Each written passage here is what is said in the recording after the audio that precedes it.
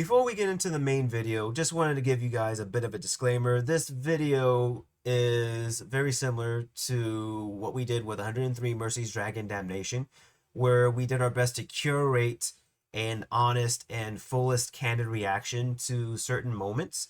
And the theme of this episode is to provide anime moments to the members of the podcast, and we had withheld those names of the anime moments even on recording.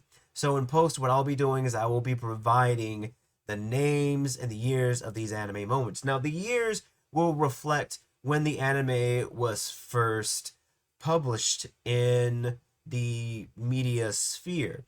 So the years may not necessarily reflect when the anime moments came out per se. Just wanted to clarify that, and hopefully ask for a little bit of grace on your part as well, because there are some things that we had to do our best in accommodating in recording this episode, and we hope that you all enjoy this episode as much as we did in recording this episode. Oh, and one more thing. Remember, we are covering anime from 2009 all the way up to 2024. So I would suggest to check the anime list that we have in the details box so that you know which animes may or may not be spoiled, because we're going over moments. So just wanted to give you guys that heads up too. So now, without further ado, on to the episode. Welcome to Weebs on the Weekend. My name is Jay Johnson, here with my co-host Sam Martinez. Today we're discussing our favorite anime moments from 2009 to 2024 with two returning guests, Alonzo and Eric. But before we get to the boys, Yes. Sam, I'm seeing you in person. I know, right? This is so great. This is the first time that we've recorded like in person in the real. It's nice. I know. Wait, really? Yeah. I feel very accomplished right He's been now. out of the country Well, I mean, I know, but like since they started this. So That's true. yeah. hell yeah. Yeah, for sure. Yeah, because what was the closest? Like, we started doing like video calls. Yeah, we would do the video calls, and that was nice because like before the video calls, like it was hard to really like gauge like inflections and stuff, because just going by audio, I'm a visual person, so audio is just bad for me. So like when we had the video up, the viewers or audience didn't hear us, but like I was able to see your reaction and be able to play off of that, so it was good. Yeah, it felt more natural, and Mhm. like I think you were in the same place for all that time, but I had moved like 3 times, and I recorded in the closet, I recorded in the bathroom, then I started recording in my office, which is like one of my favorite times recording, because like one day I was recording during a parent-teacher conference, so that And was pulled all aside, fun. it's like, yes, ma'am, this is why your student is failing, or why your kid is failing, what they can do to do better. Mm-hmm. Yeah, just talking on One Piece, I was, hey guys, I'll be right back. And then just show up later. But yeah, so I think we can get right into it because we have a lot to talk about today. Just a reminder, catch us on the usual socials, iTunes, Spotify, YouTube, and here we are. Awesome, cool. So I think we can start with Eric, who has a moment starting off with the top of the year, bottom of the year, 2009. So your moment in anime? Heck yeah, it's from the absolute GOAT, Full Metal Alchemist Brotherhood, and is definitely my moment from the series, and it is. Eric's moment from 2009 is from Fullmetal Alchemist Brotherhood, Edward versus Father. I was gonna say that's probably what It was not, I guess. Oh, that wasn't one. Okay.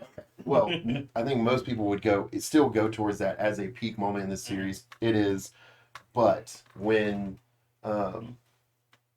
he gets his arm back, there is basically the rage that you get from Mustang. But I think more importantly is that this is one of the only shows that does the power of friendship properly. He doesn't get some power boost. He doesn't get like some special ability from having like this group of people that he has gathered on his journey there together. He just gets encouragement. He just gets like just the will, the drive itself to finish the fight. And that's just what I think gets lost a lot of times with power friendship is just, I get this power boost and now we win. Ah! No, that's not how it works. Like, you have to put in the work. And Alphonse and Ed always put in the work. And it actually comes to fruition in this scene. Yeah. So Was not my guess. I know. My guess was Fuhrer's assault on the. Oh, That's so good. Where he That just is- solos the whole If we, installation. The if we tank were runs doing, away. oh yeah, no, if we were doing like a subset and we were like, Mhm. oh, what are like the best, And I would say like either like the best, Yeah. like one verse mini. yeah. Oh, you're all Okay, the see, way. also not my guess. Mm. My guess for you was Ed giving up his alchemy. Because that was mine. Yeah, Because like I was like, and I okay, can see that. you're already like it's like Yeah. oh you're already doing Full Metal. I don't want to do a second one. And I was like, oh, Eric will probably pick this anyways. Because to me, that is like the fundamental like moment Essence of the show of the show. itself. Yes, like Mhm. Ed gives up his alchemy. It's like no, my family is my alchemy. It is what changes me, changes the world, etc. Right? I guess just this is how we get to No, that, because that's absolutely fair. if we don't have this moment, I don't think he gives up his alchemy. Agreed. He needs this part Yeah. to finally make that full Yeah. transition. Absolutely. Sucks because we can't argue about this one. It's Oh. just a good moment. It Oh. is a good moment, but I feel like at least like for me, and I think like this scene sort of hinted at it a little bit too, but it's like the internal dialogue with Lynn and Greed, Mhm. because this is about when like that dialogue between them two starts to come to a head and Greed starts to have that realization. And I think we might have mentioned it too off camera, but the old FMA did a lot of stuff good. Yes. And I want to say one of the things that Brotherhood did too was sort of capitalize on how popular Greed was and flesh out that character so much more. Mhm. Yeah. And even just like Greed's arc, it felt like it had more of an impact, especially at the end of this. At there. And if we, and so that is kind of funny that you mentioned that, because if we were doing more than like a minute or two, I would have let that keep going to where we get the monologue. Because you're right, like Yeah. again, that is the other, I think, important storyline that really just gets tied up just beautifully in the moment of like, well, this is Greed tricking Lynn and being like, oh, well, this is the only lie that I've ever told in my life, because he actually cares Yeah. about something other than himself. No, I can see that 100%. And now just thinking about Arcane, the term for Echo Boy Savior, that feels like that moment for Ed. Yeah. Because Oh, like that yeah, power yeah. friendship thing is like blown out of whatever for other shonen, but Mhm. that moment's like you feel that Ed is the one. Yes. Yeah. Like, Earn one. he earned, yes. Not he being desperate earned for it. You- Yeah. We've been going this whole show and Yeah. being he's had his problems with his automail. He loses his automail in this battle, and then you're just like, oh, fuck, he lost his brother, but now he has his arm, and seeing just that catharsis of just unleashing hellfire. All right, cool. So 2009, Full Metal Alchemist Brotherhood does seem like the obvious number one that's trended throughout time. There also came out that year was K-On! And Fairy Tail, I think would be the other two that kind of Where are you going? Power of friendship. That was intense. It was a very powerful. yeah. So 2009, a year, well, it had some competitive, but I think those three really stand out above. So back into or up to 2010, which was a year for High School of the Dead, Angel Beats, and Panty Stockings and with Garter Belt. But Sam has 2010, so Sam, what is your moment? Sam's choice from 2010 is from Gundam Unicorn, the Kshatriya versus the Stark Yagans.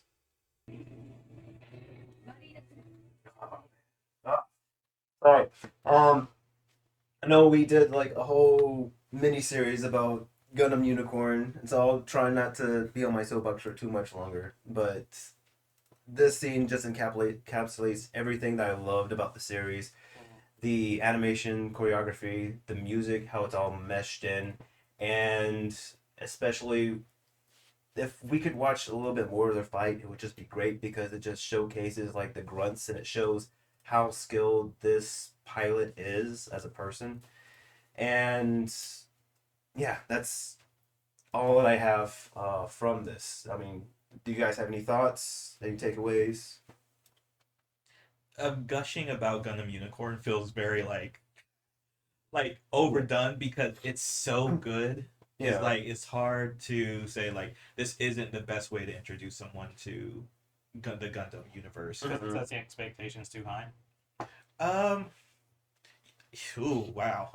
Well, Probably. that's a good No, I know. question. Yeah, I get that because Well, like I maybe not show the best version. Well, like, not even the best, but like, I've never seen Unicorn, Mhm. right? But the way that Yeah. y'all are speaking about it seems as though it's like, oh, this is the epitome of like what a Gundam show should be, Yeah. right? In terms of animation, everything. So Mhm. it's like if you introduce someone to Unicorn, the expectation is that everything else will be at least this good or Oh, better. no, for right? sure. As far as like a Gundam series, I would suggest Double O or Iron Blooded Orphans, maybe. We talked about age But being age, good. yeah, Yeah. being a good intro. But like what you said, Alonso, is like with Unicorn, and this is an OVA, so like they Okay. have more time, they have more efforts.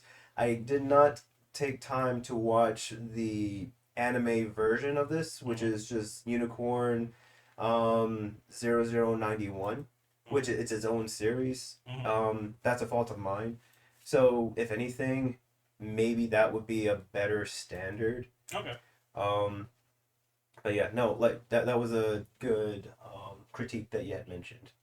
Is this your only mech moment for your moments? That's a no. Spoilers. That's a no. Spoilers, because I think it's interesting about anime Yeah. in particular is because mechs don't ever really chart terribly well in popularity. Mm-hmm. So like a lot of good mechs just go underappreciated. Oh, So I was just Mhm. pointing that out now because Mhm. Gundam Oh, Unicorn, no. check it out No, for sure. What's weird is that's I feel like that's not the case in the like, West. 20 I'm years sorry. ago. Oh, okay, yeah. For Yeah, sure. well, no, I would even say Okay. in the West like that. No, I think you're 100% true. But Mhm. like 20 years ago, I don't think that was the case because like Mm. Wing and G Gundam Oh yeah. were just And Seed. and Seed. Yeah, Yeah. were just those were the show. Those Yeah. were a Mhm. part of like the shows that you watched Mhm. whenever you were talking about. Hey, I Yeah. watch anime. It's like, oh, well, that means you have to watch this. Yeah. I mean, Toonami effect Yeah. very much, but Mhm. sure. Yeah, which I don't know if that's because it's good or that it's the only thing that was That was on. I different. mean, oh, 100%. different, yeah. Oh, definitely. Because you would have Naruto and then Gundam Seed, and it's Yeah. like, whoa, okay, Very, very yeah, hard shift. No, Yeah, it's very hard true. cuts. I would say the one thing, because I haven't seen Unicorn either, Yeah.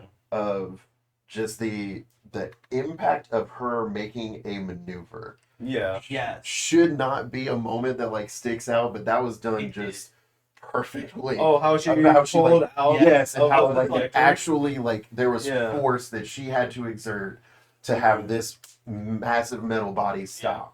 And that is though it's those little touches that it's like, all right, if you get that right, you Yeah. guys are. Oh, There's clearly that there's a a lot passion of that will show through. a lot of the fights show like those little nuances. Nuances, yeah. And I would say too, like about like the popularity. I would say with Unicorn might have been part of like that resurgence of Mecha coming back because with the big Gundam statues, the Unicorn Gundam was one of the first ones that were built. So I don't know if it was recency bias or because it was part of that launch that was there. Gotcha. All right. So Sam's going to be hogging the light for a bit because Sorry. in 2011 he has two moments, but Yes. 2011 was big due to Madoka Magica, Steins Gate, and Future Diary. So Sam, your first moment. Sam's choice from 2011 is from Hunter x Hunter, Gon versus Hisoka. So, a little bit of context. This was actually the clip that made me go back and rewatch, well, not rewatch, but watch Hunter x Hunter. Because the fight keeps going, and there's actual superpowers that are being used. And because of the choreography, I'm like, oh, let me go back and watch it. It took a while to get to that point. Mm-hmm. But then I got familiar with the story, and I'm enjoying the story. I'm like, yo, where's all the powers? But like the fighting and stuff was good. And with this scene, you mainly see Gon. He's having a quote unquote rematch with Hisoka. Essentially, they fought once before, and Hisoka was essentially showing Gon was like, "Hey, you're my prey. I'm not killing you now. I'm letting you grow a little bit more, so that you come and fight me when you're better." And so, like, this moment is Gon sort of reasserting himself. And not only that, but like this scene was one of the better fights, and how like it was done crisp and clean, and how they do powers. I don't know if you guys had saw it, but like there was like an outline over the characters. That's part of the power system. And I like how they do the powers and how they're drawn in the anime, and they're not necessarily After Effects, so like it's nice and clean. It doesn't take away from the scene, and I just really like how they were able to bring some of the emotional tension into that fight. But leaving it open to the table, are you guys familiar with the series, or what were your takeaways from the fight? I know of it. Yeah, I knew who they were yeah. just from like cultural like osmosis. Mm-hmm. Um, my understanding of Hisoka was He's a pervert. yes, Yeah. thank you. Yeah. Well, that's okay. And so the entire time I was like, oh, this is weird. Yeah. Not in a bad way, but like Mhm. intentionally so, right? Yeah. This is obviously someone playing with their food, Mm-hmm. right? This is. I was like, oh, I wonder what you want to say about the series with this clip, because this is literally this dude just owning this kid and showing like I don't care. Yeah. You are nothing to me. I Mhm. can literally swat you away, right? Especially with like the context of like like what they Yeah. just said, right? This is him saying you need to come back better, Mm-hmm. you know. And I was like, oh, okay, that actually makes more sense with like that context. It's like Yeah. why you showed this clip. It's like, oh, this is the moment where Gon probably decides I have to become better because I can't let this ever happen again. And I would say too, like, I might be giving the writer a little bit too much credit, because earlier in the series you see Gon realize that other people view him differently. For instance, like he gets paid to go on dates by older women, so it's like that sort of, yeah. It's kind Gon of, does? huh? Yeah. Yes. Oh, yeah. Oh, Where it's like, It's a weird series. okay. I'm Yeah. gonna be honest. like it's kind of weird, because like it shows like even like kids are aware of things even though they may not necessarily understand it. Mhm. So it's, again, might be giving him more credit than what it's due. Mhm. So like if you're looking at it with that lens, reminding yourselves like, oh, he has some inkling of what others view of him, right? Mhm. So it's like just adding that to the fight. But it was funny because it was this one, or you guys might have seen another one where a guy in blue and yellow essentially brings a shovel with him to a fight and is like, "Oh, this isn't for me. This is for you." Yeah, that sort of thing. But yeah, so that was Alonso's thoughts. Anybody else have anything else, or You know, because we're Yeah. doing this retrospectively, it's like, and why I Mhm. didn't list Hunter x Hunter as yeah, like big for 2011 is Mhm. because even now in 2025, Hunter x Hunter holds this weird spot Yes. in like in the anime community because one, it's still this turbulent, Finished. yeah, unfinished for one, and Yeah. also there's weird elements apart, and it's also Mhm. like the series of people hating the main uh, Protagonist. the main protagonist and prefer Killua over Gon. yeah, And no one wanted Killua being Gon anymore. Mhm. So it's like it doesn't linger in people's minds as strongly as maybe it should. Because it feels like the Black Clover effect. I don't know if that's a thing, but I'm just saying it feels like of that time now. It's Mhm. just like something that's forgettable. But there are like really extraordinary fights in the series. Oh So, yeah, like and some of the arcs too push so many good things. Like with the Chimera Ant arc, um, about like what it means to be a person versus a monster. Like they Mhm. do that very very well. To what you said, Jay, it's like some of the other characters are a lot more interesting, and to what Alonso mentioned too, because like it's still unfinished. It's the same guy who wrote Yu Yu Hakusho, but he goes on hiatuses every so often. So it's like, is he ever going to finish it? But he's got that Sailor Moon money, so I don't know. Yes, but it's a thing of like J.J.R. Martin, right? It's like eventually, like he'll get there, I guess. Yeah, there's a skit about that thing. It's like, well, I got rich before I finished it, so now I don't need to. Like, what's the point? Yeah. But, all right, so It's just for the love of the game. Eric, do you have any last thoughts? I mean, when it comes to that is actually, I think, a good moment for Hunter. Yeah. I would have thought if anyone chooses that, I think they would pick something from Chimera Ant, and I think that gets like that's not the point of the series. Like they would pick like going raging out and eating up his life force to mature and like I feel like that's what people would pick, and that's not like that is not the show. Now with also what you said of like Meruem questioning his humanity and what does it mean, like no one would pick that either. They would pick the fight that he had with Nitaro, which is a palm? great with the palm, which is spectacular, but again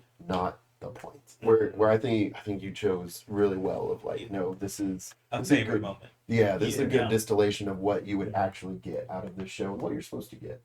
So, all right, so you have a second moment for us as well. Sam's second moment from 2011 is from Fate Zero, The Banquet of Kings. So, if you guys are able to hear, yeah, just show you guys, right? I can choose things not just about beat 'em ups, right? And I know Jay and we had talked about this on another podcast. I'm sorry I'm being self-referential right now. But with Fate Zero, this is one of my favorite scenes. And essentially, the Banquet of Kings, where summoned heroes of the past, they sit down and they discuss what it means to be a king. And it's just very inspiring, heartfelt, gives a lot of emotions. And I've said my piece in the previous episode, but at least like from the clip that you guys were shown, do you have any thoughts or anything, or have you seen it before? Yeah, I loved Fate Zero. It was a great start to a series that I never finished. In terms of like, I've watched Unlimited Blade Works, and that's it. I don't really need to watch the rest of the Fate series because I understand that there's all these alternate universes and everything. It's a lot to get into. But Fate Zero, I enjoyed a lot, and I think not Ryder. His name's not Ryder. Archer. No. Oh, you're talking about Iskander? Yes. No. What is his like? Alexander the Great. Iskander. No. Yes. Yeah. But no, he has a moniker. They all have monikers because she's Saber, right? And Yeah, Archer. No, he was Ryder. He was Ryder. Oh, he was Ryder. Yeah. Oh, okay. So I was like, it has something to do with vehicles because he did the chariot, the bulls. Yeah, chariots. Yeah. Oh, the thunderbolts. Yeah, but he was one of my favorite characters because he seemed as though he respected the title of king, right? What it meant to be one, right? And again, having that conversation with Arturia, I think comes down to like, what does it mean to even have this like competition? Like, what are we doing this for, kind of thing, you know? So I think it's a great clip, honestly. I've never seen Zero. I don't know what Fate. I know I've watched Unlimited. I would assume it's been a moment, but I also have seen like clips of her and some of her battles. But kind of to the point of what you were saying, there's a lot of respect that he seems to have with what position they're vying for. I don't know. I feel like that moment kind of makes me want to watch a little bit more because all I ever do see are like, oh, look at how crazy these battles are. Oh, I mean, they throw a lot of money in the battles. Oh yeah, they do. Yeah, but just like there's actual like discourse, and then they have another person named Gilgamesh, which they call the King of Kings, and he comes in and he chimes in, and even though like he thinks he's above all, he respects what they're doing. So it's like one of the few scenes where he sees quote unquote other people as his equals. Yeah. So that was nice, and Jay, would you suggest that he start with Fate Zero or with Yes. another Fate series? Oh, Zero for sure Zero. to start, but Yeah. about that moment, I really like when Gilgamesh comes in because Mm-hmm. his moniker, King of Kings, is like the world exists to serve me, Yeah. and Saber kind of has an idea of what king means, and then Gilgamesh or not Iskander comes in like, well, being a king is this, so let me tell you, young king, what you should be doing. And Gilgamesh was like, no, you know, kings are. Wait, it's like the Bleach thing about the horse and the king. Yeah, the horse and the king. That's kind of Gilgamesh's whole thing is like everyone's a horse and I'm the king, so pony up, I guess. But yeah, I think that's like the heart of Fate Zero right there. Mhm. So it's a really good moment to pull. I think that's like the most obvious choice because it's so good and well written. It's like Yeah. I'm rooting for each of these kings kind of in their own different way Mhm. because they're all not wrong. Yeah. And yeah, no, it's I would say too mainly because of the sort of like the sorcerer too that the writer is attached to, because the theme is more or less like the common man can do above and beyond great Yeah. things if given the chance to. Mhm. So you have all these other underlying themes and feelings as well going through. So All right. yeah. Cool. Now it's Sam. You can take a break until Okay. you can take one break All right. because next we're skipping 2013 and nope. Nope. We are going to 2012. You want to skip your own? No, we're going to talk about mine because mine is probably the best moment out of the 20 that we'll be talking about today. Oh, okay. So yeah, Okay. 2012, another big year. This was the year of High School DxD, which has a very, very, very loyal fan base. I guess you could call it. You could say that again. Yeah. Corano Basket, and obviously SAO, which we've talked about in length. Mhm. But Still trash. yeah. But my moment, It does have a moment. it does have a moment, yeah. And my moment is from PsychoPass. Oh. Okay.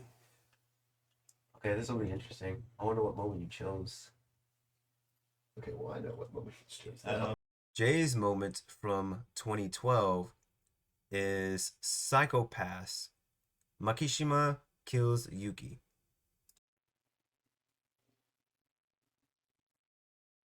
Okay, hold on. I need context. Have you not seen PsychoPass? No, I have. Oh. I don't remember this. Was this in season 2? This is season 1. What? Yeah. Okay. I apparently didn't finish Psychopath. What? Okay. So I remember that like the guns are not like effective Mhm. because they can literally be like someone in distress. It will determine that they are of like, foul mind or whatever, right? And Yeah. it will execute them. So what was his goal in that situation? Alright, so glad you asked. I can talk about this because I really wanted to write my graduating thesis on Sybil, like the Sybil system, in terms of how would it actually work in international affairs. Mhm.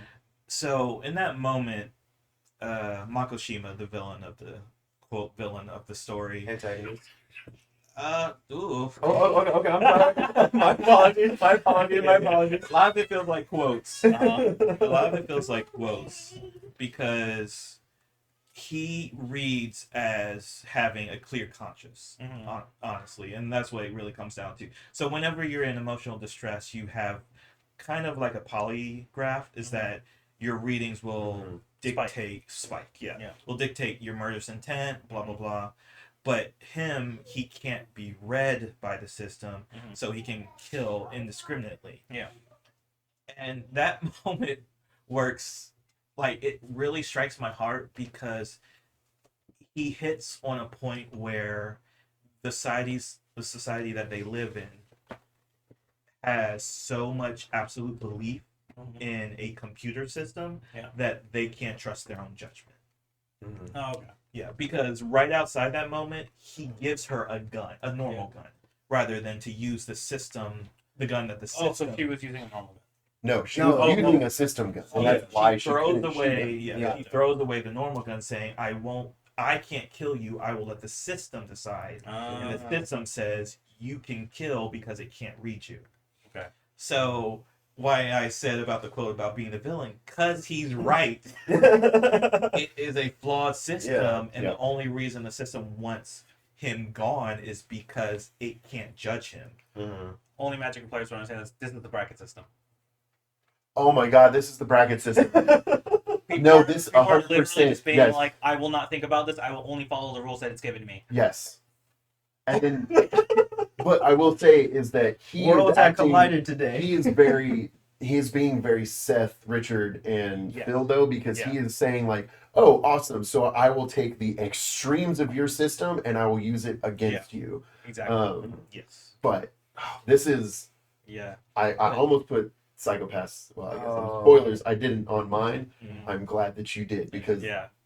Because what Rick tells me before we before you go get you guys, on. because I love this moment. I'm Yeah. saying, like, of the past 15 years, this is maybe my favorite moment of all time. I Oh. get Because Yeah. the sound design on his footsteps is Mm. so subtle. Cause Mhm. you feel like you're Akane, the inspector in that scene, like you're kind of out of it, but like when you listen to it, you hear him walking away. Yeah. he's like, I'm done with Yeah, you. because it's nothing to him.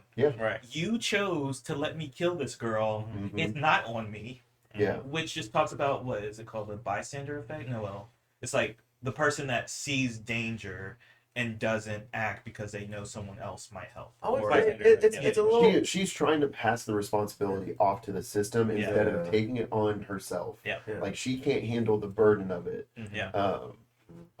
Not even that, is that this society has been programmed not to think that it's their duty to make a judgment call. Yes, that's true. Yeah. Yes. Yeah. And even though that's my friend, like Yeah. even that personal attachment, I Wasn't can't enough. override what I've been taught by the system. And right. it strikes me so hard because wow, we are moving to that. I was hard going to say, TikTok. we are striking harder and Yeah. harder. Like, I need them to remake PsychoPass, like, not even remake, just re-release it, just so that maybe there's another generation that gets influenced by it during current times. Yeah. Because, yes. Dude, it's so because like another big scene for me in PsychoPass is when we have the one-on-one with Akane and the I think they call them dogs or wolves, the enforcers, right? Yeah. One of the guys, he has the cyber arm, and he was alive around the time where they were still using live firearms. Excuse me. So he knows what it's like to have that responsibility, that weight of having the judgment call. And he gave his opinion on what it was like to have that taken away from him. Mhm. And just seeing Akane in that situation, because I want to say, like, this took place sometime after that conversation that he had that with Akane, right? Yes. Or was that before? No, it's after him. Yeah. So, like, it just drives that point home of, like, having that freedom to take that responsibility when you need it. Yeah, so I mean, if we asked at the end, like, what is your favorite moment outside of your own moments? I hope everyone picks it. We'll say. I'm not going to. Spoiler alert. But Well, that not is- your moment. Yeah. no. Oh, no. Okay. Even if I were to take the broader context, Yeah. I'll say 99% sure that I will not pick something Yeah. that's not mine. Okay. But there's a reason for that we'll get Okay, to. cool. Anyway, All right. So next Yeah. up is 2014. This year was big on No Game No Life, which some people are still waiting for a sequel. Wait, are you one of them? actually kind of am. I don't know why, but just like, anyway, we're not Yeah. talking about No Game No Life. Yeah, Nishikoi, which is a Nisakoi? Is that how you pronounce it? There's no H. Okay. Sorry. I'm sorry. Say it. Nisakoi. Nisekoi. All right, cool. I don't think it's anyone's favorite romance, I but I loved think it. it's just well, I mean, I think It's it's underrated. beloved. Yeah. It's underrated and beloved. Yeah. Yeah. And then Noragami. Noragami. Yeah, which is kind of like a sneaker. Sneaker. Sneaky. Sneaky. Sneaky kind of comes under the radar, but I Yeah. think it's worth mentioning because people do love it. Mhm. So this is another Sam moment. Sam's anime moment from 2014 is from Parasyte, when Murano gets killed. Well, Context. I don't think I need Yeah, it. I think I got it. Actually, not a lot needed there. So, I really, really like this anime. Oddly enough, like, you get a little bit of music in the beginning, but then the music cuts off. I'm trying to keep things nice and tight. What we had talked about earlier about humanity and animalistic tendencies, very much like with the Chimera arc, the series does a good well of that. Recap: guy gets infected with something known as a parasite, and in the beginning he's docile, meek, not very violent at all, wouldn't want to kill a bug, he would run the other way, and the parasite is influencing him, and you see a blend of the two. And this is the first time in the series that he ever is in a confrontation, and he is choosing violence. All the other times, he's just ducking and diving. So when he says, Miggy handled the defense, Miggy's like, what do you mean defense? I don't do that. So, like, seeing that, and there's other emotional ties as well, because he was really good friends with this person. Stuff happened. He wasn't in this place that he was supposed to be. And just seeing how that affected him and how that sort of pushed him to grow in a different way. It was just... Because there's another big moment later on in the series where, like what you said, Eric, like sometimes people go like for the big flashier moments. There is a flashier moment, but like this was just like, oh man, he's about that life now. I can't wait to see what's going to happen. This was his breaking point. Yeah, essentially.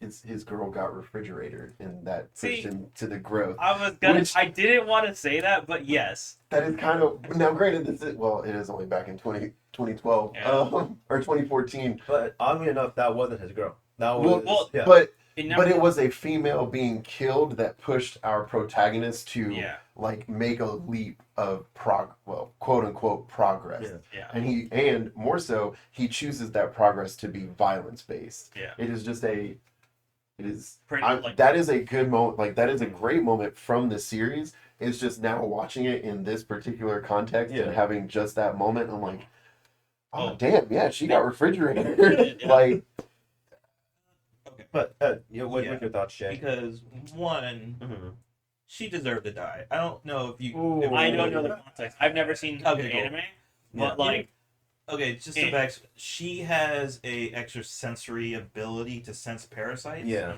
So she should have known better. Shouldn't have dressed that way. Well, the thing is, like she goes looking for trouble, thinking that he's going to save her. Yeah. okay, so let me add context to the context he's trying to add, because in regards to what you said and then what he said, that's starting to go even further down. She actively goes to find parasites. It is not, like... No, I got that. I was just laughing because with what But also, just for anyone else, of just making sure that it is clear that, it is... Her fault. We're not... Partially because they were one of us is victim blaming. Like they were supposed to meet up not. in a certain spot, and there just happened to be another parasite that wasn't him. No, in that this example is not, hey, I'm going to go out to the club looking really nice and then I get assaulted. This is a person who goes to the club trying to find someone who will assault her. Is more what she does. I got you. Yeah. So she 100% does want to find. He's doing a good job explaining. I was talking when you said victim blaming. No, because she's a stalker. And she is. Yeah. She absolutely she stalks is. the main protagonist. She does. And he is so like, oh, hey, by the way, I'm not interested in you and you all. But she's like, but we have a connection. He doesn't know what's going on with him, so he's not, well, I can't explain this connection. Let me figure it out. And then, like, it's really well written as it is. Not to make him the bad guy or her the bad guy. She is just so drawn to this extraterrestrial situation going on in the world, and no one knows what's really going on. So it's done as a mystery, essentially, in a thriller. Yeah. So it's just like, she... But does that mean that she deserves it? No, well, I don't know if she deserved No, it. I'm just but- saying she was asking for it because she was always looking for the danger, and Yeah. when she found it, got He had packed to up. be there. So she fucked around and found out. Yes. Okay. Okay. Yes. That's fair. And Okay. and a little bit to like what Jay was saying too, like in the beginning of the clip, we see her romanticize the situation because she essentially sees him as a white knight. Yeah. And I would say like all the other times, like when he was in situations, he would be there to help her. But like with the way that was, the way that the scene was playing out, you didn't know he was going to show up in time. Mm-hmm. And like it just so happened that like as her white knight was disappearing into the mist, he just happened to show up in time. So Gotcha. but yeah. It's a weird moment. Cool that it's your favorite moment. It's just, it's rough because like Yeah. these moments, that's like the most like you need to watch the rest of it to know why this is a good moment. Yeah. Well, I mean, like I think You can Even- see it as a even good without- moment, even with Oh, yeah, It's yeah. just because you get it. You're like, there is a read you can take of just seeing that moment. yeah. Which was our my Yeah, intended take. yeah. It's in the take. You're Yeah, like, like, I oh, don't they need French context. Yeah, I was like, oh, they Frasier, and he like unlocked his like. Which killer I've instinct. seen it, and I still kind of got that vibe, even Yeah. knowing the backstory of just Mhm. like who she is. I'm just like, wait, yeah, she did kind of get refrigerated. Like, yeah, she fucked around and found out. It's like, oh yeah, that did Yeah. happen. But like, Yeah. and this is where like, I feel as though sometimes saying like, oh, they Frasier is a little reductive because obviously there's much more to it, right? Me having no context, I can be like, they Frasier because I have no context. I think like y'all can be like, well, it's more of like there is like a direct like reason why this happened, and it was of her own making, right? Not that she deserved it, but she played a role in the decision she made to get herself at this point. Yeah. It wasn't just because protagonist like needs a reason to make a change, kill her. It's like, oh no, she was doing this on her own. Yeah, it's not like she was in Lowe's and they're like, step into this Yeah. fridge. Cool. So this is the first time we actually have a shared year, I believe, because I have a moment from 2014. and it's Okay. From Haikyuu. Oh, Oh. let's Haikyuu. see. Haikyuu. Jay's moment is from 2014. The anime is Haikyuu, and it is when Hinata has his perfect receive. Damn. Okay, so this is the first moment I rewatched it and I cried because when you watch this series and you really see the growth of a character and like you see where they were, where they are, and where they're going. It's really emotional when they actually achieve something that they failed so many times before to accomplish. And that's the only moment. Again, it's volleyball, and when the knows have played volleyball, receiving is really difficult. Like, it's one of those skills that needs to be perfected if you're ever going to be a successful volleyball player. But that's not his skill to learn, and he was learning it on the side. And when you get introduced to Shoyo, that's the one skill he can't do at all. So they're like, you're a blocker. You block, that's what you do. Get good at that. And that's what all the seasons are. Like him becoming like a top tier blocker. So when this moment comes up, it's so like emotionally driven because, and you'll see when you follow up with this with this moment, like his teammates start tearing up because like They all know the work he did. is that he's been working so hard at his one thing, he was also doing this other thing on the side. Oh, okay. Yeah. So for how much work he got good at doing what he was supposed to do, he also got good at something he wasn't supposed to do. And man, I moved this from 2024 because the movie came out that year when Kenma from another team has kind of his moment for this, but this is Shoyo's moment, and oh my God, I'm going to get emotional talking about it because I understand playing volleyball. I started playing volleyball because of Haikyuu. That it feels so good to accomplish something in sports, like maybe a home run or any score period. But to save, they lose that point. So like in that moment of victory, they still lose that point. and they feel defeated because it's like the game set point match. Mhm. Game set point match. A match point. Yeah. But even though he had that moment of success, it was still a failure in the long run. But he saw the success in it. He was like, oh, give me another chance. I'm going to do it again. Now that I've done it once, I'm going to do it again. And that is so uplifting. Yeah, it is. Absolutely. Alright. So, okay, for a little context from me, I've seen, I think, the first season of Haikyuu. Mm-hmm. Right? I thought he was a libero. He's a middle blocker because Yeah. he can jump as high as, like, tall people are usually middle blockers because they guard the net. But he's a center blocker. Okay, gotcha. Okay, The other libero is just as short as him. got it. So him receiving that, he was acting as a libero, which you think should be his job, but it's not. Gotcha. I was okay. going to ask because didn't he start practicing receiving because he saw Noya, I think is his name? Yeah, Noya doing that. Yeah, it's doing libero stuff, and he's like, oh, let me learn some libero stuff too. Yeah, exactly. What was that before or after this scene? That scene was before because that's what inspired him to pick up that skill. Okay. Yeah. That was hype as hell. I have never seen that series. Like, I've known that it has existed, but like watching that, I'm like, okay, I understand why people watch this. This is fucking nice. Okay, I will say. And it's not overly dramatic or action oriented.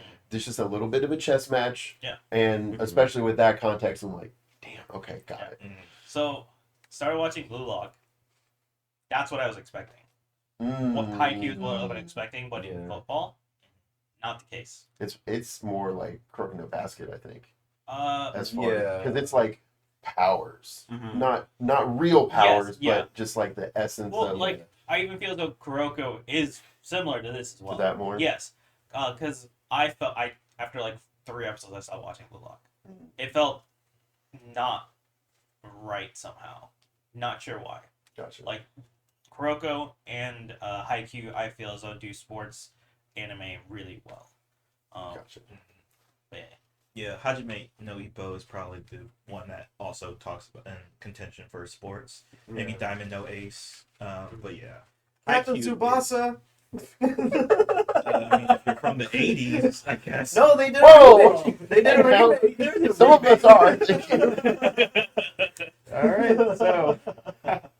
All right, so 2016 is actually a big year for everyone except for Sam, I think. That year So sucked. yeah, okay, so 2016 was the year of Konosuba, ReZero, Yuri on Ice. But who should we start out with? Let's go with Rock, paper, scissors. I haven't gone yet. Alonzo. I Yeah, was gonna say, Alonzo is first on my list. Yeah, okay, yeah. Alonzo's moment from 2016 is from My Hero Academia.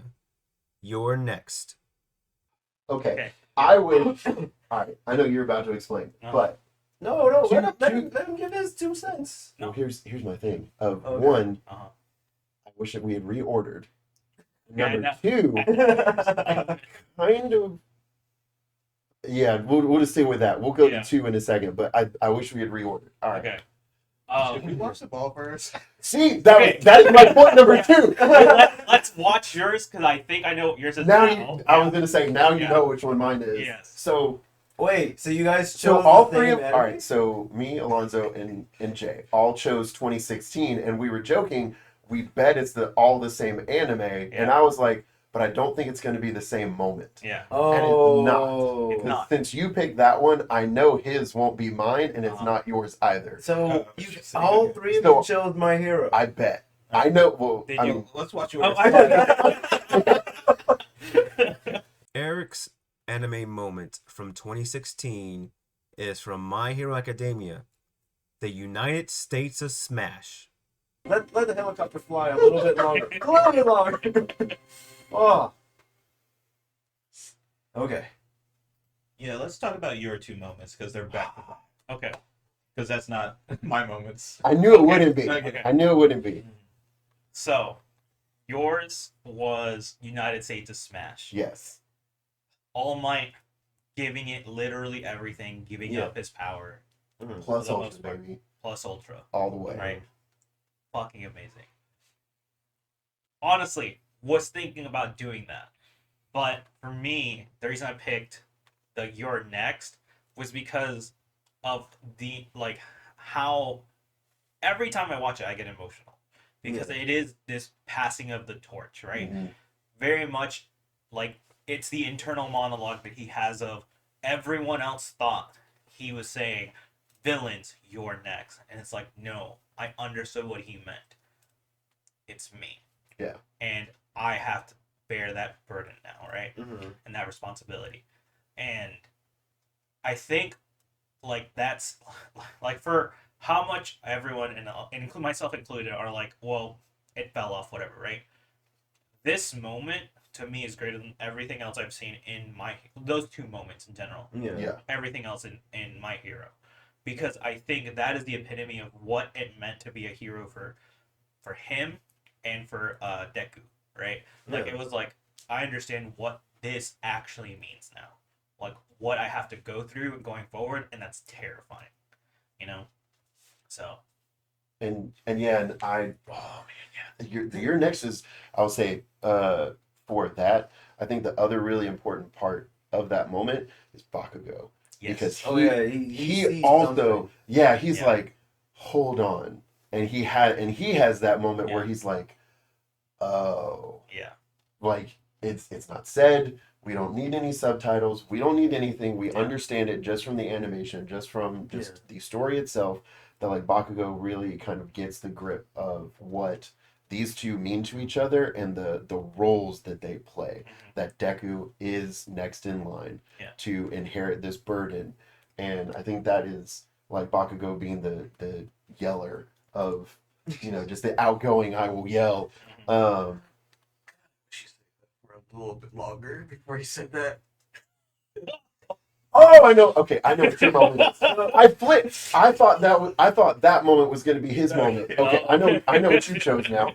But for the United States of Smash, the reason that I picked that one is that is the most shonen moment I think I've ever fucking seen in my damn life. it is. Yeah, It is just Yeah. shonen to a T, and more so, it encapsulates what the series is supposed to be about of Plus Ultra, of like, hey, we Yeah. get it. You have this skill set. However, you need to take it one step further because the people you are battling will do the same against you without a blink of an eye. Now, of course, it's all shown and wrapped up in all of those bells and whistles.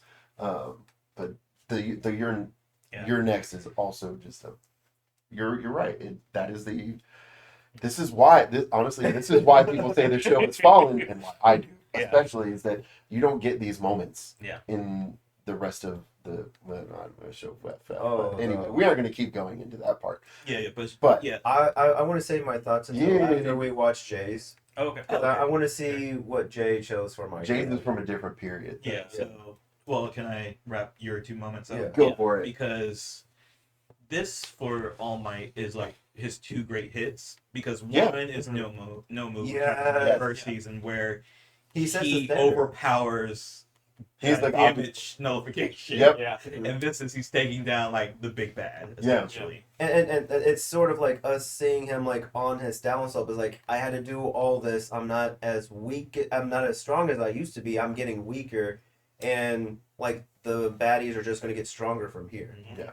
And in that form that All for One is in, Mm-hmm. he like before that scene he's like stacking his quirks. Yeah. And like one of them is the no mobility of nullification. Yeah. So it just raises the bar from that first season to like his ultimate moment, which just sails. And it causes a hurricane, which he does the same thing in like the first or a few episodes.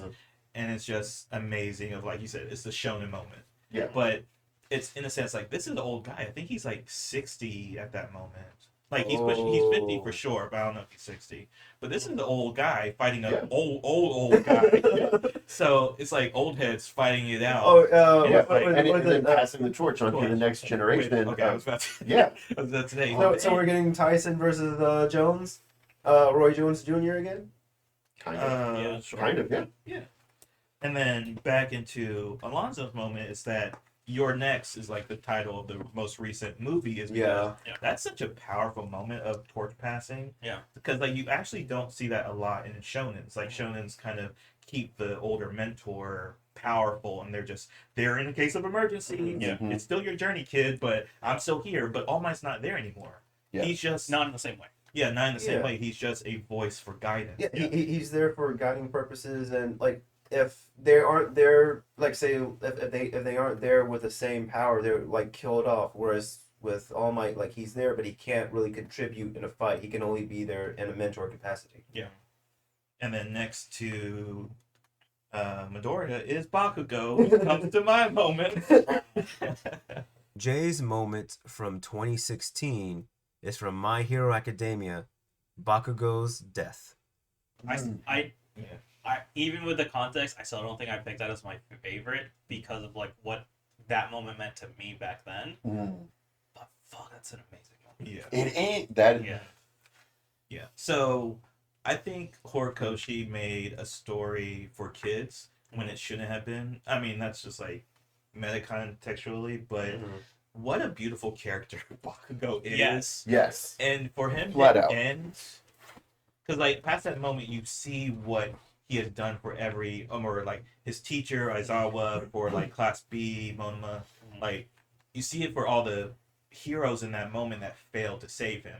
It is such a beautiful written arc for a character to fail in that final moment and then say, hey, this kid that I bullied, he's the one my savior chose, and will I ever be able to catch up to him? No, you're dead. Wow. It's just like, it's fulfilling in the way that he made up for the worst elements of himself by holding out against, the big bad at the time. And I think that's what a lot of shonens are missing. It's the grit of actual loss. Like Dragon Ball Z is the worst for it. It's Oh, like, 100%. yeah, it's like, oh yeah, there's no stakes because we'll just wish everybody back. Yep. But this moment, it was like there was no way to save him. You see the No, go ahead. Oh yeah, that you see his heart, like it's a very quick cut to his heart, and it just gets exploded. Are you caught up? No, I know. I'm just Oh, talking, okay. talking, Yeah. watching it. Yeah. It's like, Okay. wow, they really just killed Bakugo like that, and it was beautiful. Yes. And Until it wasn't, because they didn't. okay, I want Yeah. that is the part that, because you are 100% right. That arc is superb, and then they fuck it all up. Yeah. And I 'Cause- don't know why. So they bring him back. He doesn't even die there. Like, it's not even like I get brought back. He just doesn't die. Like, his heart does explode in the manga, in the anime. There is no reason that kid should be alive. I thought he just had a hole in his heart, like it didn't explode because of Sure, yeah. what happened. Well, but in the actual panel says his heart is gone. It's gone. oh, Yeah. because I thought that And maybe that's a when mistranslation, but Ed Shot did. I thought that when Ed Shot did what he did, He pieced his heart back together. So I mean, I thought he just sewed a hole back, not like he no. It took essentially every jigsawed bit it back. of his power to sew his heart back together and have it stay together. Yeah.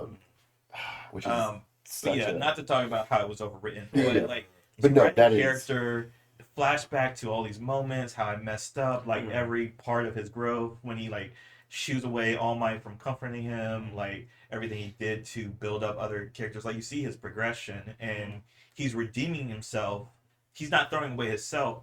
He's not throwing away his life, but he's doing the best that he can because he knows he's not the chosen one. Right. Yeah. It's like, I'm gonna do what I can because that's what a hero does. Yeah.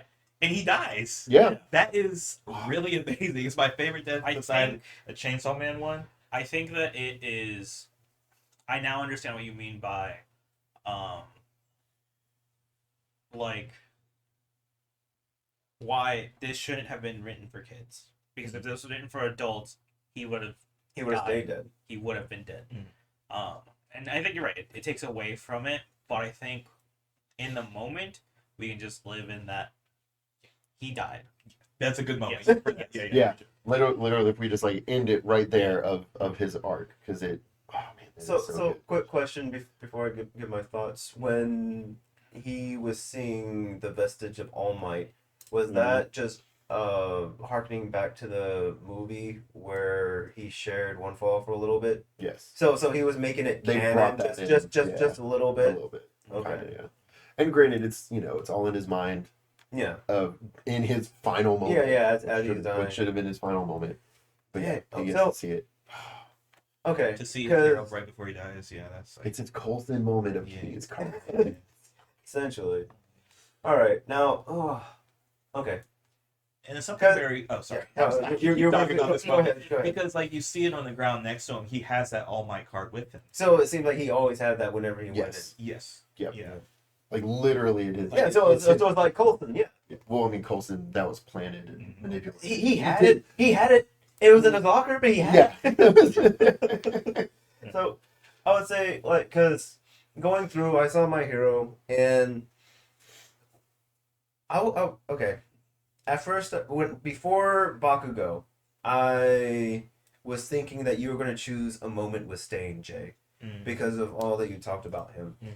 And I was thinking about My Hero too, but I felt like might have been a little bit overplayed a little bit, and I've been out So of three of us choosing. no, but it's No.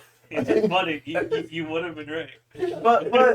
but I would say like it's the earlier seasons are popular for a reason, and for me, had I chosen a moment from My Hero, it would have probably been the fight with it was down between two things. It was the fight with Stain that Deku and Todoroki had, or it would have been the fight with Lemillion. Lemillion Yep. and Overhaul. Dang it! See, that's what I thought. Because That's what I thought. You And- were and- first. just talking about like the themes that we had said before is like what it means to like to be a hero, like doing plus ultra, because like especially Yeah. like with Leminion's fight, he loses his power mid fight and he still keeps And he going. does not give a. And it's there where we see is like, okay, this is why Night Eye wanted him to be the successor. And it's like the audience being like, holy shit, it's like he still would have been kept going. And died. Huh? Should have died. I'm just saying, like He- that was another moment. he- Like he- At least, at at least, at least a Night Eye. moment to die. At least with Night that Eye whole died. next fight. Yeah. Yeah. At least they did kill this. Yeah. And I don't know, like with Stan was just so interesting, and then seeing Mhm. like Midoriya having to come to grips with that, and we as an audience see that Stain is right. So, giving us the potential of other villains doing something similar doesn't end up happening, at least like to what I want, but it gives that possibility where it's like we get more complex villain characters. So, yeah, but like your moments were still really good, like very heartfelt, and like with Midoriya having a sad moment where everybody else is having a heartfelt moment, it makes you feel conflicted about it, as well as with Bakugo. I would say it's just very interesting that Horikoshi decided to do that, especially with all the popularity that Bakugo has been having and how loud his fan base has became through the years. The fact that he even chose to throw him in a scene like that, you know, he probably gotten letters on letters of just. Oh, there was some outrage when that chapter. Yeah, but Really? it was yeah. Huh. People were like, "There's no way this can't be happening." Interesting. I would have thought that because of like the payoff of like this culmination of this character, people would have been like, "That's because like the thing is like these characters aren't real, right? They aren't. They inevitably They are to me. You say that, Well, no, but so, like, I mean, in this sense people of, are like, tied they, to them. well, no, what I'm saying is like their death doesn't mean you can't enjoy when they are alive in the series, right? You can't. You get to experience them at all times. We whenever talked you about want. this earlier. How Jack was mad at me when we were watching Attack on Titan together, and Aaron apparently died, quote unquote. He was livid at me. And that was only 5 episodes with the dude. Yeah, I still don't get it. And to be fair, Yeah. I just have a problem with how it plays out Yeah. the death, and then for it to just be, oh, we just sewed his Don't heart back kid, yeah. together. Well, Just not even kidding. that. It's like, oh, I would have bought if Ares sacrificed every single ounce Ounce of her power to bring him back, kind of a thing. Yeah. and it was after the war. It's like Yeah. seeing Baku, like counting all the bodies, and Bakugo's there. You want to see some form of sacrifice that stays. Yes. Yeah. A little No, bit like what we were that- talking about earlier, how like Ed gives up alchemy, Mhm. right? Where it's permanent. Yeah. He's changed There's an forever. something is actually sacrificed. Yeah. Or even in Then- Naruto, like Chio, Oh, for sure, yeah, sacrificing herself for Gaara, like Yeah. for sure. death done properly. But then Or after death the in reverse. war, it's like, are you going to let a child choose who of the 1,000 have died to choose one life to bring back also? So like, it could have had more weight to it, but Mhm. it was not that the death was just reversed. It was like it felt really mishandled after that Yeah. point. Yeah. Yeah. So, what are you going to do? Anyways, Even still, that's a great moment. yeah. Afterwards, Let's Yeah. move on because now it's been like the hour of My Hero Academia. It's okay. You haven't spoken enough. So All right, so Well, yeah, to be fair, we knocked out 3 clips in probably the span of one discussion. one clip because Yeah. they're all. yeah, fair. All right, but let's go back to Alonzo for the year of 2018. Okay. 2018 was a big year for Darling in the Franxx, which Violet Evergarden, which might be a contender for best anime of the decade, maybe. Thank you. And then Banana Fish, which is highly acclaimed for bringing what kind of storytelling? I don't know, just good drama, crime drama to the forefront. So yeah. Speaking of Violet Evergarden, Alonzo's moment from 2018 comes from Violet Evergarden, watching over you. so listeners, you may not be able to tell, I'm crying right now. To me, that is my favorite moment of the entire series, because it is so. Me and Sam got into an argument about this show because he called it pompous, and to me that is so hurtful because Face that Jay just made. He took personal offense to that. because this show to me is an exploration of like the human experience, right? And that episode in particular, and like what this moment was a mother realizing her own mortality, and in a world where, you know, they don't have the technology like live behind voice messages, etc. They only have letters. She planned out X number of letters to give to her daughter after she was gone for every single birthday, right? And watching her grow up, like, and have that reminder, 18 years later of, I am here for you. I'm always watching over you. I always love you. It's such a human thing that we forget about a lot of the time. So for me, it's just very moving. And Violet Evergarden is that exploration, because what you don't see at the end of this clip is Violet being a child soldier, emotionless, has not felt much of anything, doesn't understand why people weep, etc. She comes back and breaks down because she feels and understands this emotion now of that loss that that little girl is going to experience and everything she's going to feel getting those letters, and that it's so sad and unfair.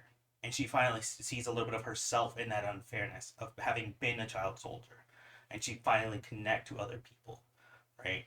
Like, it wasn't, an author talking about like his life. It wasn't her exploring the countryside or observatory. It was a mother and daughter unjustly being lost, right? Mhm. Or like having that connection lost. And I think that's beautiful. So, because with the clip made it seem like there was only like a few letters, like 7th birthday, 10th birthday, 18th birthday. So it was every year? Every year. Okay. And it's Violet's company that's delivering these letters to her Yes. every year? Mhm. Okay. I didn't know if they just like stack them. It's like, okay, open these on the years that they're supposed to. Okay. No, it's like her I company thought- got hired to Yeah. so that they're shadow writers, Yeah. right? For people who don't know how to write. Mm-hmm. And so Violet would come in a typewriter, Yeah. right? Type them all out, etc. And then they take the letters and then deliver them on a specific day every single year for that family. Okay. Well, how many years was Violet delivering the letters to? Violet wasn't doing this; it was the company. So literally, it's absent of Violet after that point. The only thing that Violet did for them was write the letters. Oh, okay. So Yeah. that's why she broke down. Okay. Yes. Because she knew the context of the letter. Okay. Yeah. All right. That's why I was questioning. Mhm. I guess. Anybody else want to say something before I do? I mean, Sorry. I understand the weight of. It's actually, Mhm. I'll be honest, it is actually really weird that I'm not all that emotional on that scene Mhm. as a dad with two boys, one of which I have started to make little writings of in case I'm not here Mhm. that I want him to have. And I'm not necessarily saying that is like a fault to the clip itself or the show, Yeah. but yeah, just for whatever reason that doesn't hit. But I understand. But I do understand, like, That feeling. yeah, that feeling that you were having and Yeah. like seeing that beautiful connection. Yeah, it just for whatever reason it's not hitting the dad for I don't know. Gotcha. I'm dead inside. What can I say? No. Oh, I think it's just that I also have the context of having seen how I that think kid so. reacted to Yeah. her mom being sick and everything, and that like it's the same to me. It's the same thing of like why I cry whenever children don't understand that their parents are gone. Yeah. In Full Metal, like the daughter being like, "Mommy, why are they putting him Yeah. in the ground?" Like he had to go back to work. You know, like yeah, he has to go back to work. You know, he's really busy. Why are they putting him there, right? Like that misunderstanding of them not getting it, and then I guess for me, it's also the fact that like the mom foresaw that. Yeah. And, like, hey, here you understand now. Let me give you some advice about life. You know, and I was like, that's beautiful. Yeah. So I kind of said this in my opening about Violet Evergarden, and I'm glad it was. Glad you picked it because this and March Comes in Like a Lion are, I would say, my two picks for like anime of the decade. Mhm. And I don't talk about Violet Evergarden because I think it's perfect Mhm. for. It's as perfect as frieren is now. Yeah. So if you don't like this, then you don't like frieren because they're almost identical to what they're trying to. the message. Yeah, the messaging Yeah. of it.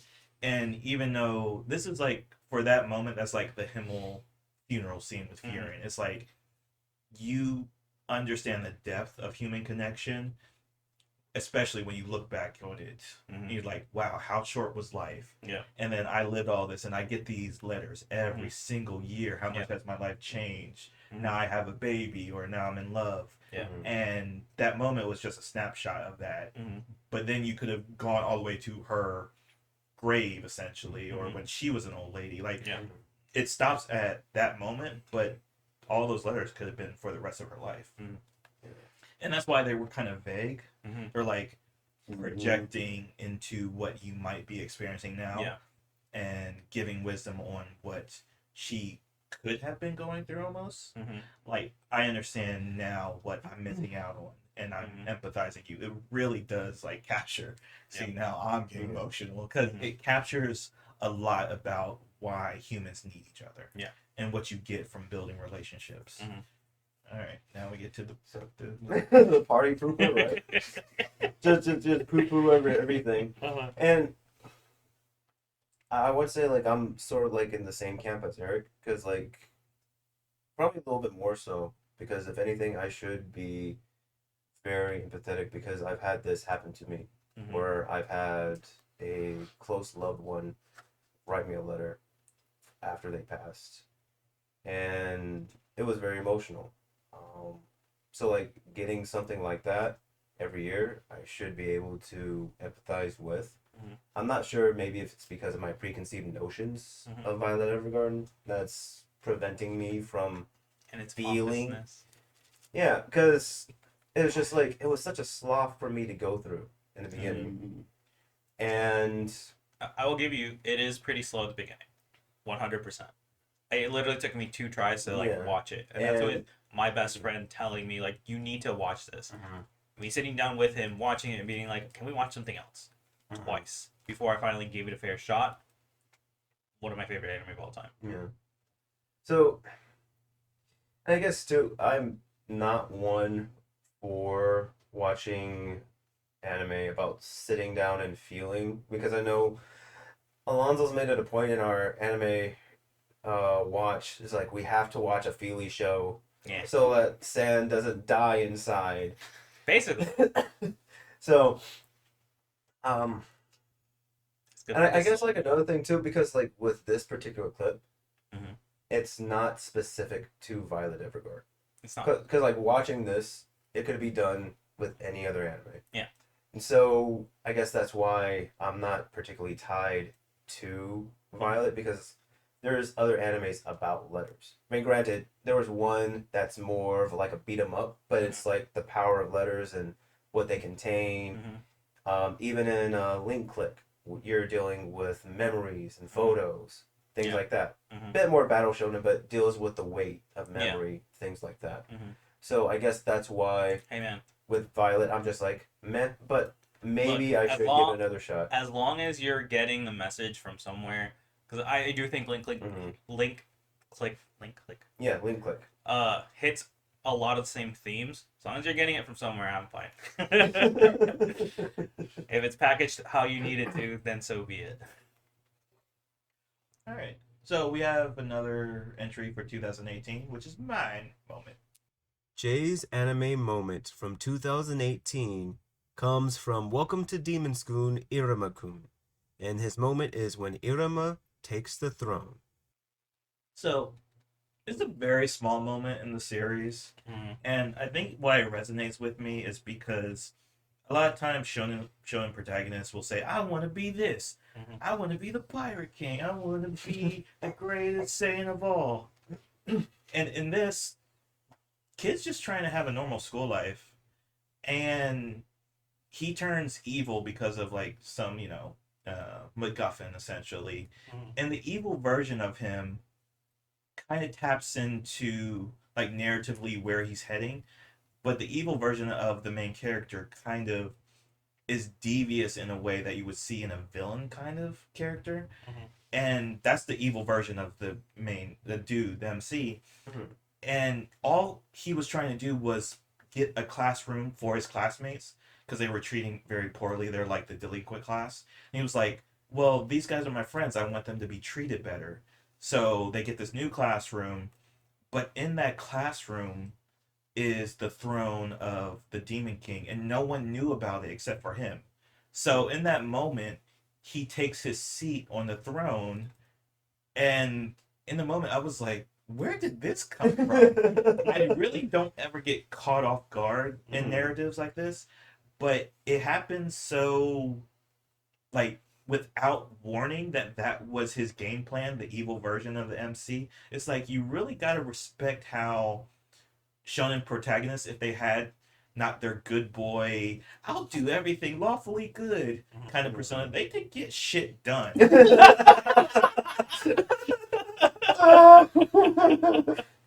And his best friend, like, while it gets reflected in his eyes, like, oh, now I see the potential of what my best friend can do.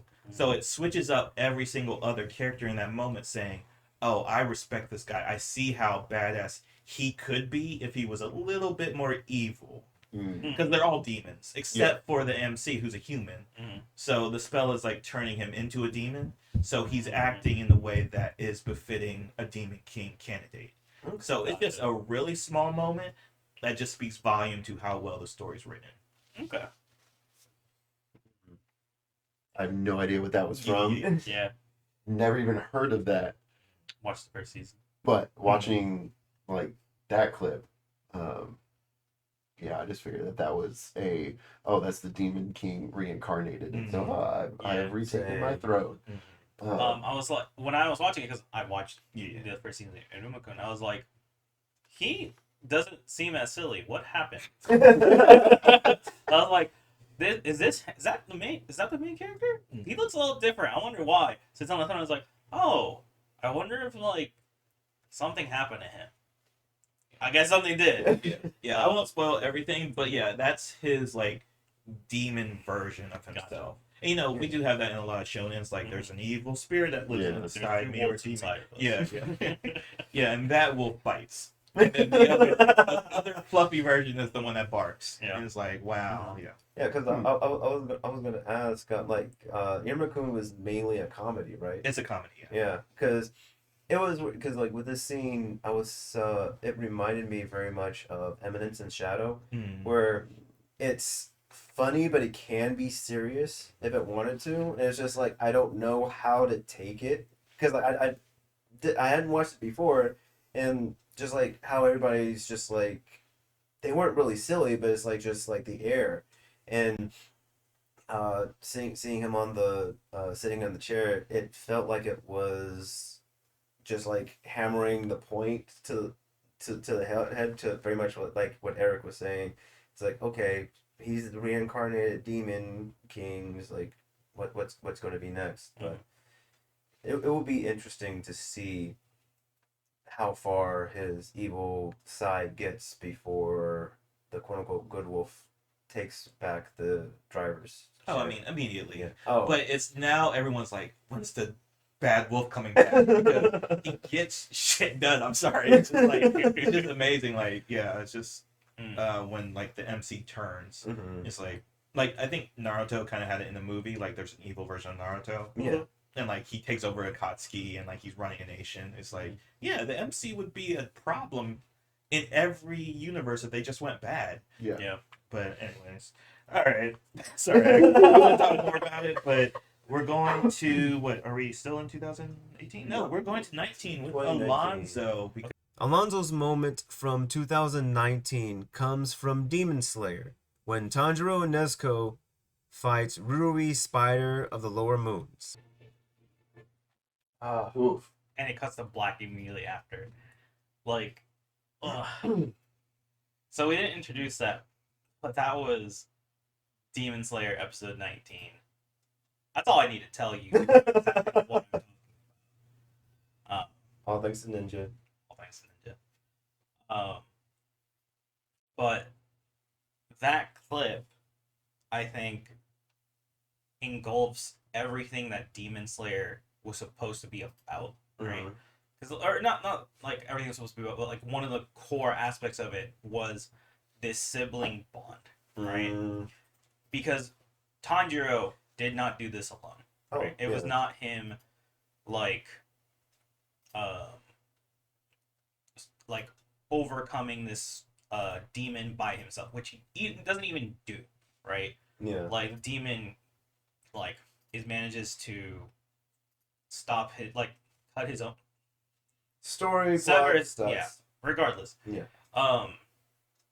But like it takes both of them to like in their minds beat this demon, Mm-hmm. and it's beautifully shot. The music swelling and done so well.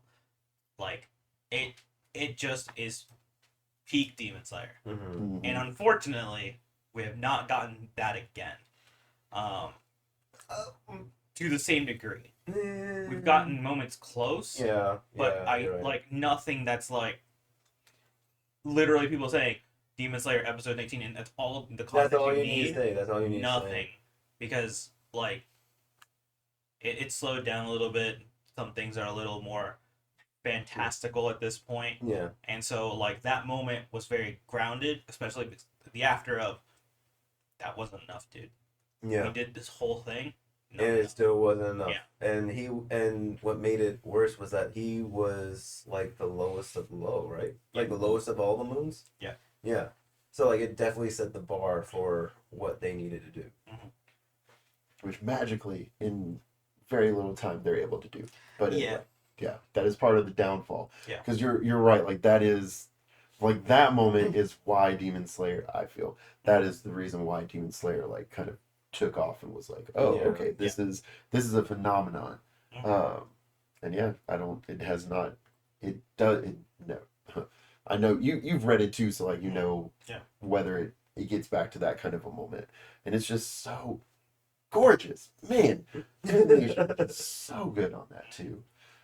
I would say like a reason why a big reason why Demon Slayer is as good as it is because of the animation. Yeah, And like the story is simple, but because the story is so simple and you have a good studio, you can do so much with it. Mhm.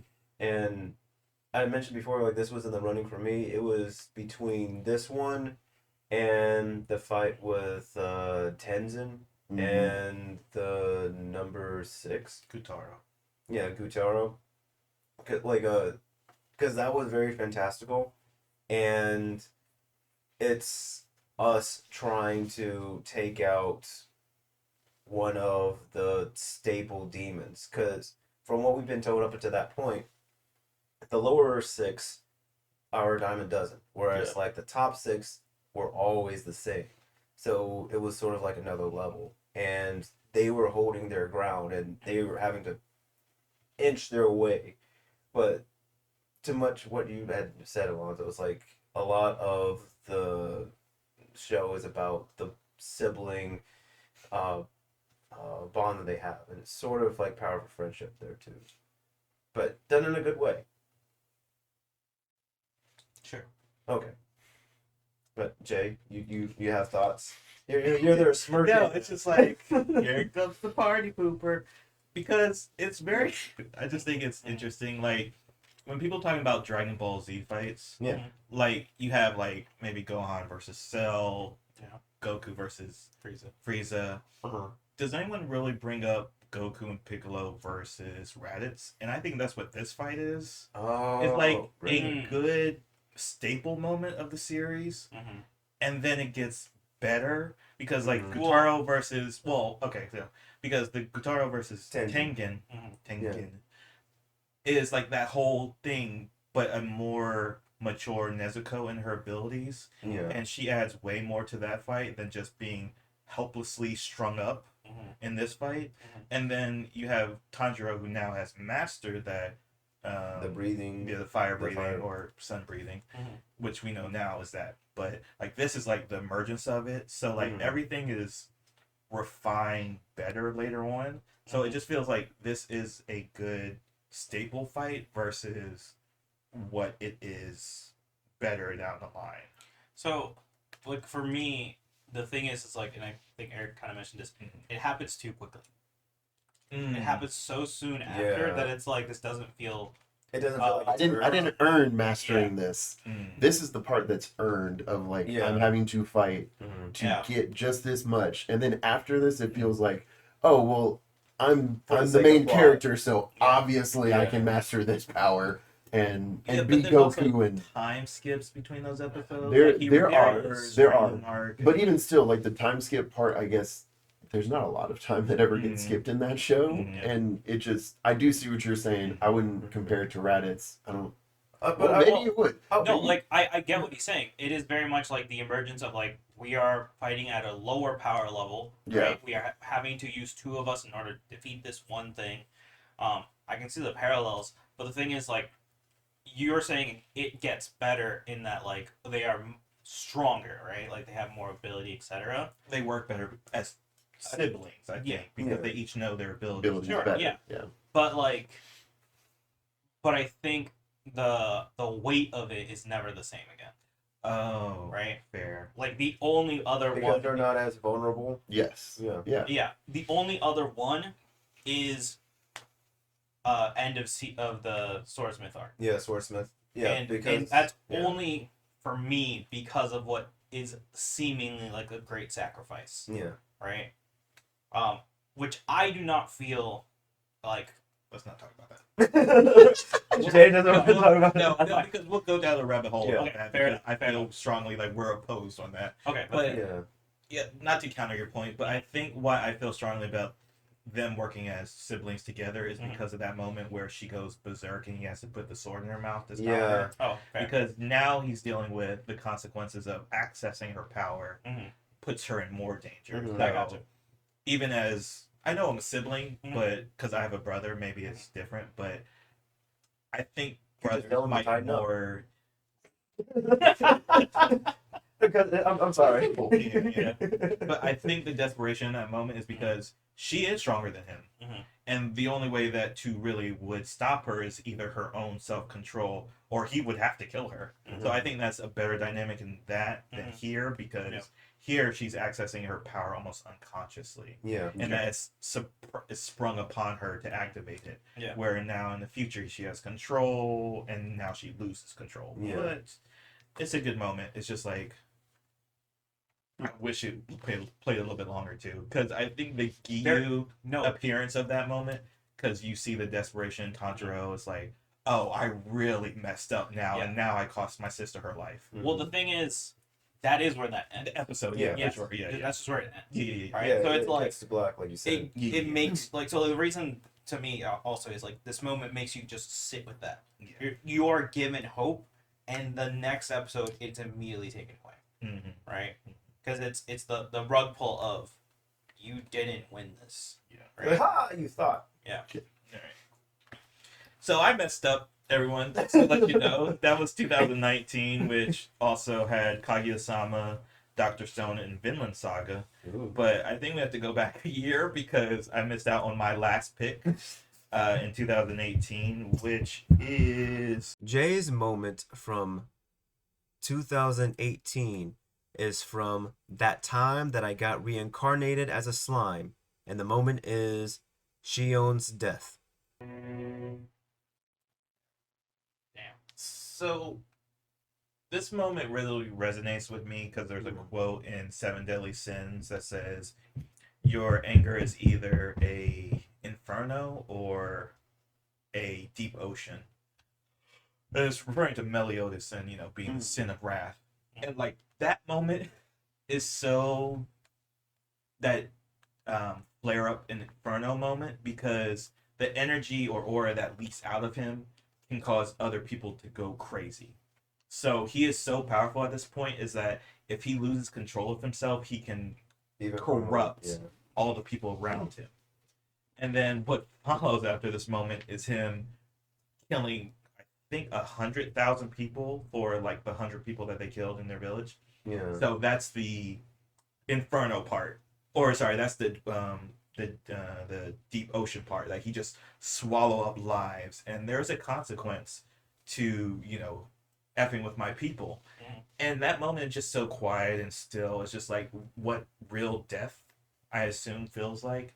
Is that it's quiet rage that you can lash out about people, but then it's what follows, which is revenge or acceptance.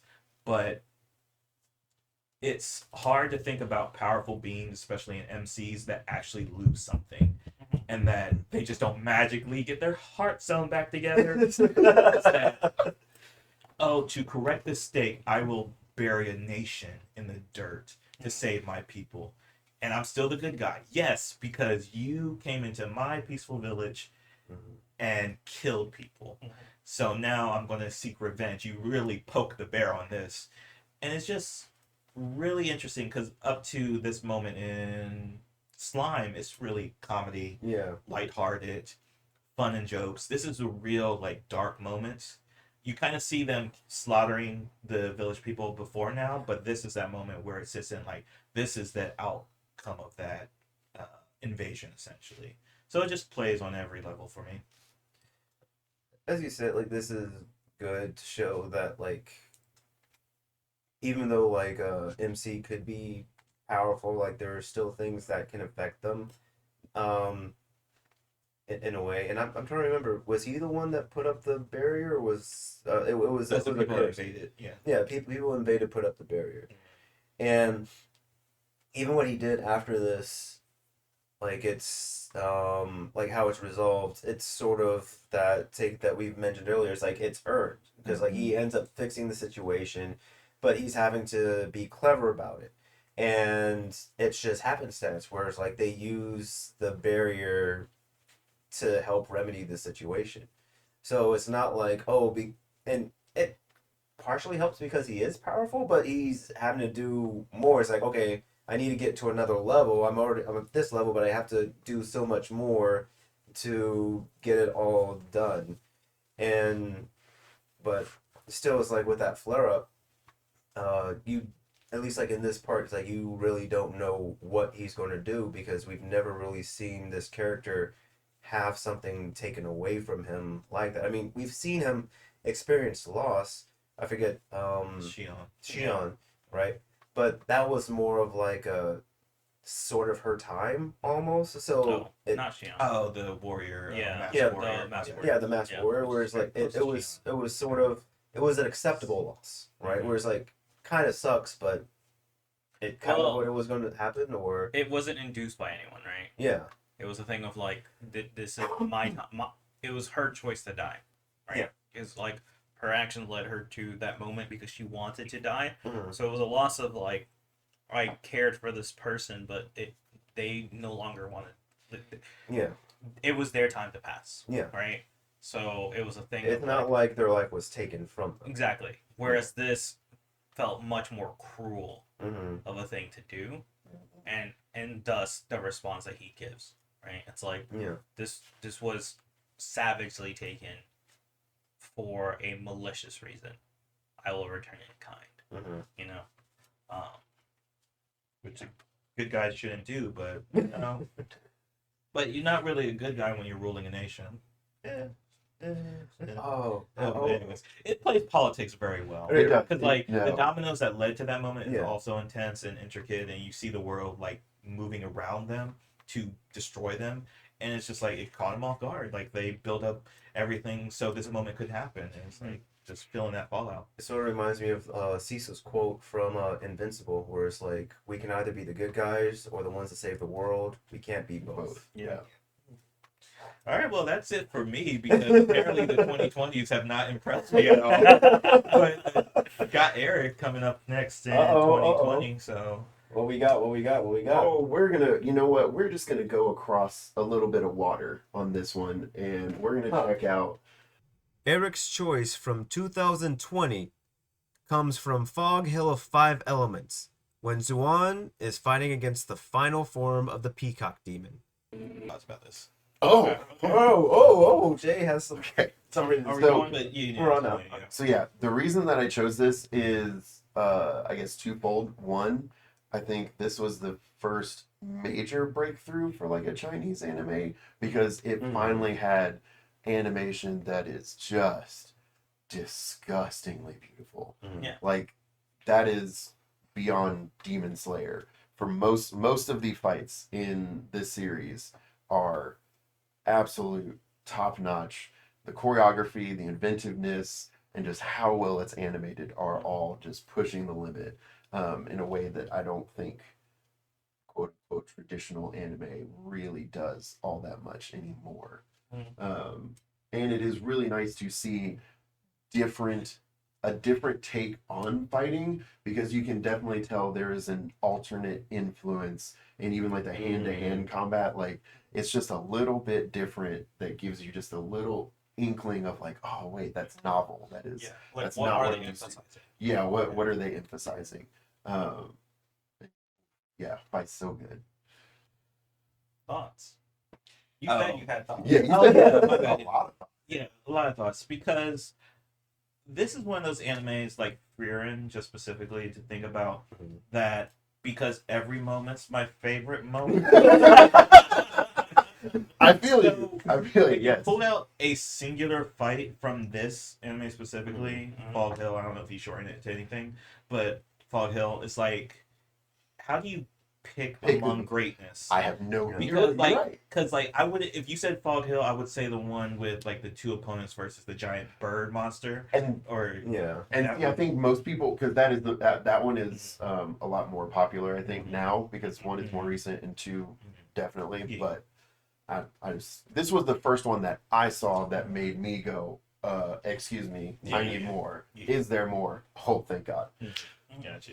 Yeah, I feel that way with Scissor 7 as well. Like the Scissor 7 is Chinese or no?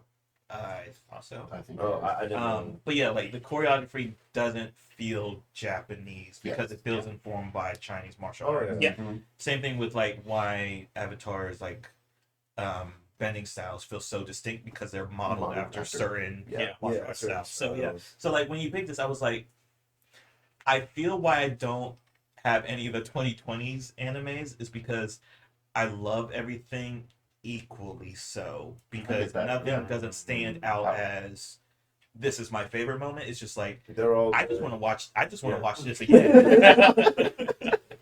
So that's it. Please, sir, can I have some more? Yeah. I would say like with I really like the fighting and or like the choreography. I would say the only issue that I would have with like some of the Chinese anime, and it really has to do with how I view like power systems. And I've spoken with Jay about it, and I'm sure the listeners is like, oh no, he's on his regular rant again. Is I'm more partial to hard powers than soft powers. Like I like Airbender as opposed to like Harry Potter. So like even like with the Chinese anime, I like Link Click better because the rules are more hard. Whereas say there was another Chinese anime that I was watching, Immortal Life of an Immortal King. Yeah. Fighting's great, fighting's phenomenal, and it's funny for the sake of being funny. But like with the powers and stuff like that, it's just like, okay, I get it's supposed to be funny, but why can they do this when they've been shown that they can only do this in the past, like that sort of thing. But I definitely do like with what Eric is saying, is like give Chinese anime a chance, and it makes me want to get a VPN so I can get on Bilibili. I think to kind of your point, there is a growth that Chinese anime is going through in a similar fashion to how Japanese anime did. It's just that they did it decades ago, and so now it's just like the bad ones do those same mistakes. And so when you're saying like, hey, the power levels don't quite gel, they're not. There's no continuity, or at least the continuity gets broken. I think that is the reason why, is that they're still in that learning phase. They're in that learning phase of like really developing a story where they can have a more natural progression. And there's still like shonen anime that make no sense of who can do, you know, what, when, and how.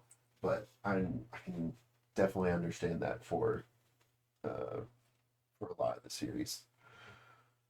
No notes. That was amazing.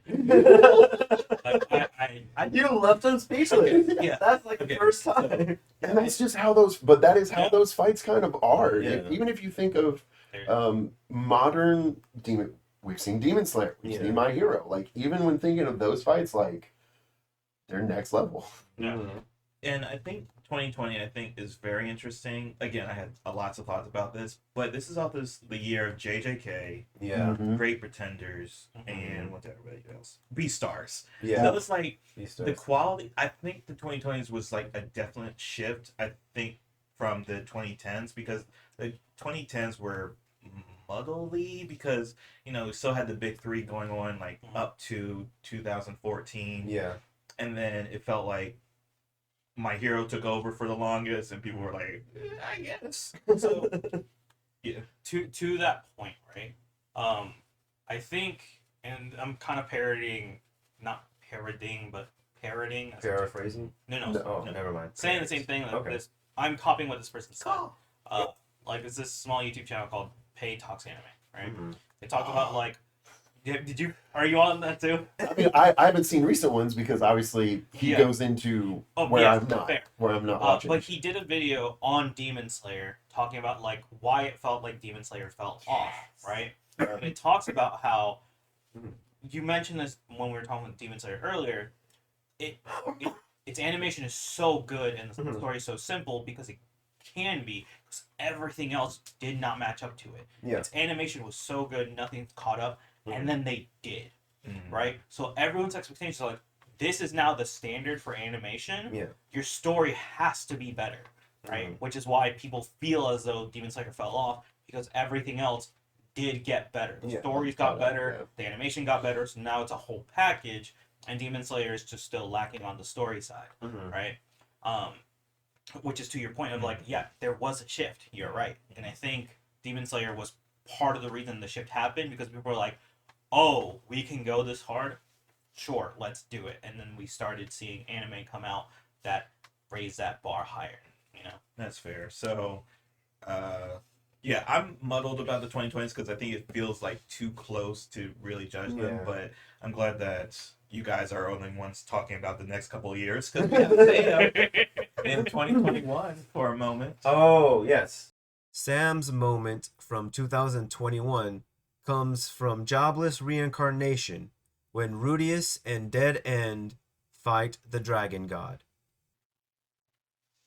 Okay, you have to refresh me on that. What happens after that? I forgot. I'm sorry. My bad. Okay. So anyways, like that's the dragon god, and his Yeah. assistant Yeah. says essentially, "Can you do me a favor and save him?" Essentially, Mm. and then he heals him. But I mean, that's how Rudy survives that moment. Okay, because I was like, Yeah.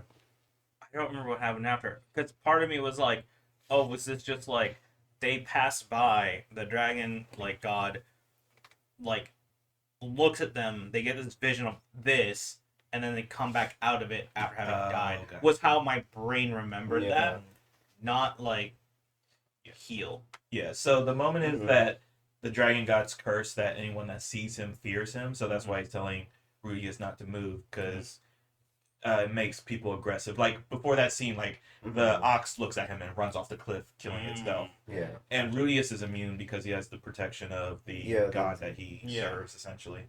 And that's why the dragon god kills him. Gotcha. And like a big reason why I chose this, it was between this moment, or the moment when Rudius learned the water magic for the first time. Is it Yeah. because you laughed when Ares hit the cliff? No. You did laugh. No, because like the way that it was cut, the way that it was cut up, I'm like, oh, they can't show kids being hit, but we saw Rudius get stabbed. But it was just, and we watched Mushoku Tensei together, but with Mushoku Tensei, I really liked how it did isekai very well. Yeah. And this moment was a good moment to show the audience like how much more of the world that Rudius still doesn't know about, because it's been what, 15 years up to this point No. that he's been living, or 12 12. that he's been living in this world, and he has kind of a good grasp. He's still learning things, and as Jay said, like he has protection from a specific deity, and this guy recognizes it and is like, "Oh, you part of the ops. You're gonna stop right here," like that sort of thing. And it's just like Rudius is just existing. He's trying to get back home, and I remember he strikes up like a friendly conversation with the guy. He's like, "Yo, you shouldn't even be talking to me," and then dies in the process. And like him coming back, like whether or not it's earned, like it's moot, but it's sort of like at that point, because up until this point they've been fighting tooth and nail, and the guy that they have, he's a super power, he's basically like a super soldier where like nobody messes with him, and having this guy frozen in fear in his tracks, you're like, this is really, really serious. And even what Jay had mentioned earlier, we saw a wild animal take a look at this person and goes and kills itself. Basically, they walk into a walking disaster. And it just shows like there's a lot to the world. I mean, we've seen that there's stuff in the world to go on, because we've seen him go. Was it the Demon King's bride that gives him that eye as well? No, she's the Empress. The Empress. Well, point is, like, we've seen like other worldly beings, but this is like the first time that we've seen them. I'm sorry, bro. I'm just botching it up. Do you know So- what a king's wife would be? Sorry, Queen. No. Would also be an empress. He was being facetious. Oh, being Yeah. facetious. Yeah. Okay. All right, I'll shut up now. No. Anybody have any thoughts on my last moment? I've seen this moment before. I've never seen the show, but this Yeah. it popped up on like or whatever countdown. Mhm. Having that context makes it even more. This is one of those where I would probably be pissed off that he got healed, even if he is the main character. I would be like, wait, but that's such a good death. Like, just let it happen. Yeah, it would just end the story though. That's fine. the Yeah. only problem. Because the thing is, it would leave too many questions unanswered for it to end there. Probably, yeah. We guess we could follow someone else at that point, which would be an interesting take. Like but Eris or something. Yeah. Because she seemed like she was the only one that was left alive almost. Because she was Yeah. calling out for Rudius at the end. Yeah. What is next? All right, so Eric, my 2023 is packed because you guys, Alonso has 2 and Eric has 1. But 2023, one of our most recent years, had Frieren, Oshinoko, and the return of Bleach, and I thought that was worth noting because people are on Bleach's what's the saying? I don't know what saying that Yeah. you're looking for, but I whatever you were looking for Dick is riding. Yes. Yes. Yes. Very, I was trying to think of a nicer way to say it. it is very much a, oh, this is so pretty. It's like, yeah, but that's all it is. Yeah. Anyway, so are we doing mine or Alonso's first? Let's do Alonso, Eric, Alonso. Okay. Okay. Watch, they picked the same anime Perfect. again, and There's Eric's like, no way. no. No, this is actually impossible Yeah. for us to have chosen. The I same can 12. guarantee. Yeah. You say that. No. No, actually. I promise. Yeah, no, I agree. Okay. Yeah. Let's play the clips and see. Yeah, so Oh yeah, but yeah. Alonso's choice for 2023 comes from the anime Shangri-La Frontier, and it is the Vorpal Slash versus Clear Sky. okay. Alonso, context. So Shangri-La Frontier is an MMO. Mm. This is a raid boss, right? Mm. My original clip was Log Horizon, all the guilds coming together, figuring out this boss. This tops it because in this world, right, like there is no isekai. They're not trapped anywhere. It's just like the game, right? But this is the epitome. This gamer is, let me literally let me solo her, right? he went an unorthodox naked. build. Yes, literally. So at the beginning of the show, he randomly encounters a boss who marks him. And the mark curses him to where he can't wear clothes. Well, upper body and leggings is the curse. Yeah. So he can wear like shoes and helmets. Yeah, he You can. can't wear shoes. He can. Anyway. Okay. Regardless. Go on. But so his only like viable thing is to just be as dexterous as possible. So he in agility build, etc. And maxes out accidentally on and unlocks, hidden stuff, whatever. This boss has never been beaten by anyone in the server, and defeating him actually progresses the story in the MMO. Because that is how they built the game. That once these 7 bosses, like whenever one of them is defeated, they unlock more of the world, more things are available, but they are so difficult that no one's been able to do it with a year of the game being out. Right? He finally takes a chance on this game because people say it's a god tier game. Does it? Doesn't do it on his own, right? It requires 2 other people who are very much like him and have his level of ability to do it. And it is the culmination of everything they do. Them using potions, revives, failing over and over again. With the failure resulting in them having to retry in a month. Because it only happens once a month. And there's no guarantee they'll be able to do it because they dropped everything they owned, every ounce of money to be able to take this on themselves. And if anyone else figures it out, they get it there first. Not to mention how beautiful that scene is. Yeah. And I didn't include it because it's the aftermath is also equally as beautiful because it makes you think is this a real world that they're tapping into, right? Makes you wonder, the programmers say it's you mess with my thing, but it seems to be its own breathing world at this point that they are no longer in control of. So yeah, that was that. Jay Yes. has some thoughts. if you want to epitomize an anime for yourself, this feels like What do you mean? because I think if I ever get stuck in like a SAO kind of situation, SAO, SAO, Yeah. SAO, Yeah. Sorry, I'm number dyslexic. Mhm. That I want a gamer, and it's been an upwards trend. I think the anime industry has recognized that gamers are people. Like they thought, like a few years was MMO junkie, and obviously Log Horizon, Dodge. .xi. Yeah, Dot thank hack. you. And then this is like for a very specific type of player that feels like you're not that you're better than everyone, but I think you find pathways through things, being a programmer or whatever. And I think this is your bread and butter kind of show because it feels like this is you playing the game. No, I would never do This that is not how he would play a game. at all. I mean, like if you were in a death game kind of situation, No. because Mm-mm. No. if you would just play it safe and Yes. but you're the guy. Not But But- he's No, that's not me. Let's tap back Okay, yeah. into the magic conversation we were having earlier. But if the game is a death game and getting clear through these bosses, you don't think you'll rise to the occasion because you know how to beat this boss. His build will be completely different. Yes. Okay. He has a very specific play style, Yeah. which actually I do in League. I'm very aggressive in League. I guess for me I- about this. But if you were in his situation, you would play like he's playing.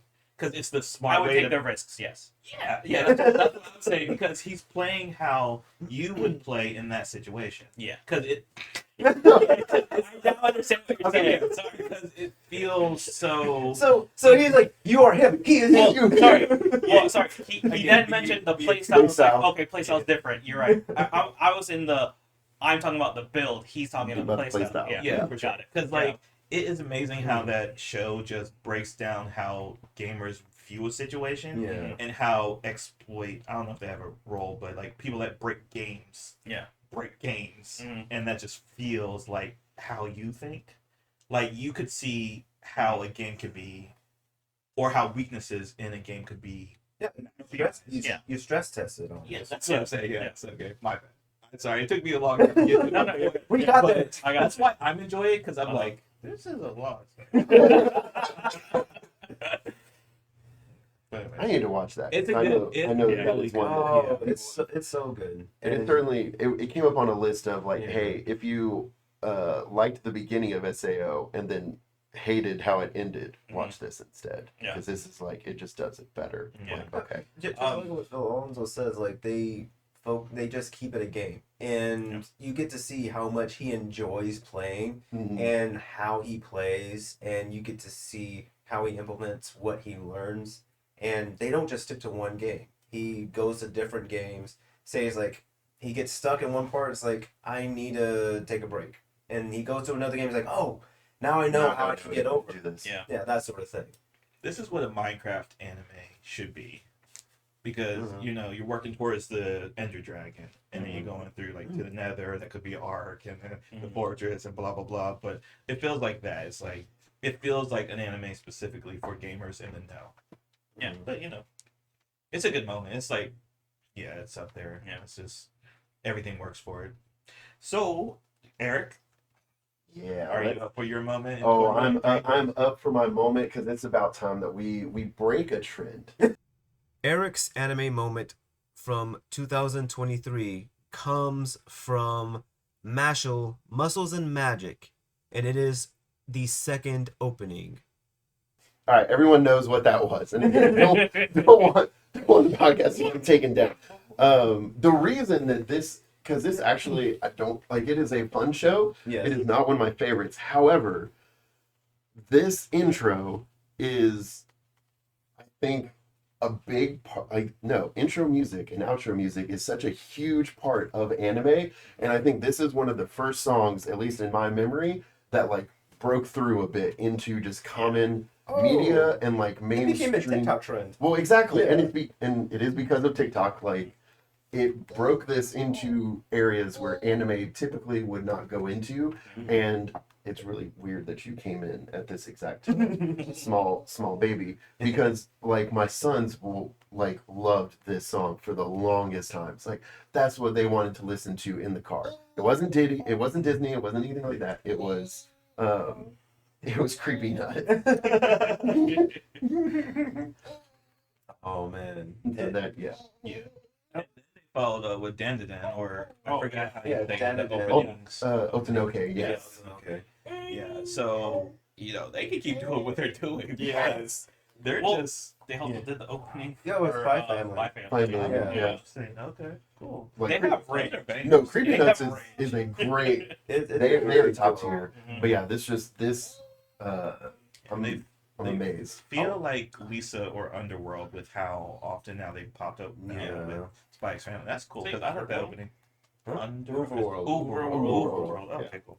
Yeah. I I was- was confused. Yeah. I would say too, like another good thing about like this intro, like it feels like it encapsulates everything about Mashle. Like even though it's the second season, you can watch it and it's like, okay, I get the gist of what it is. Mhm.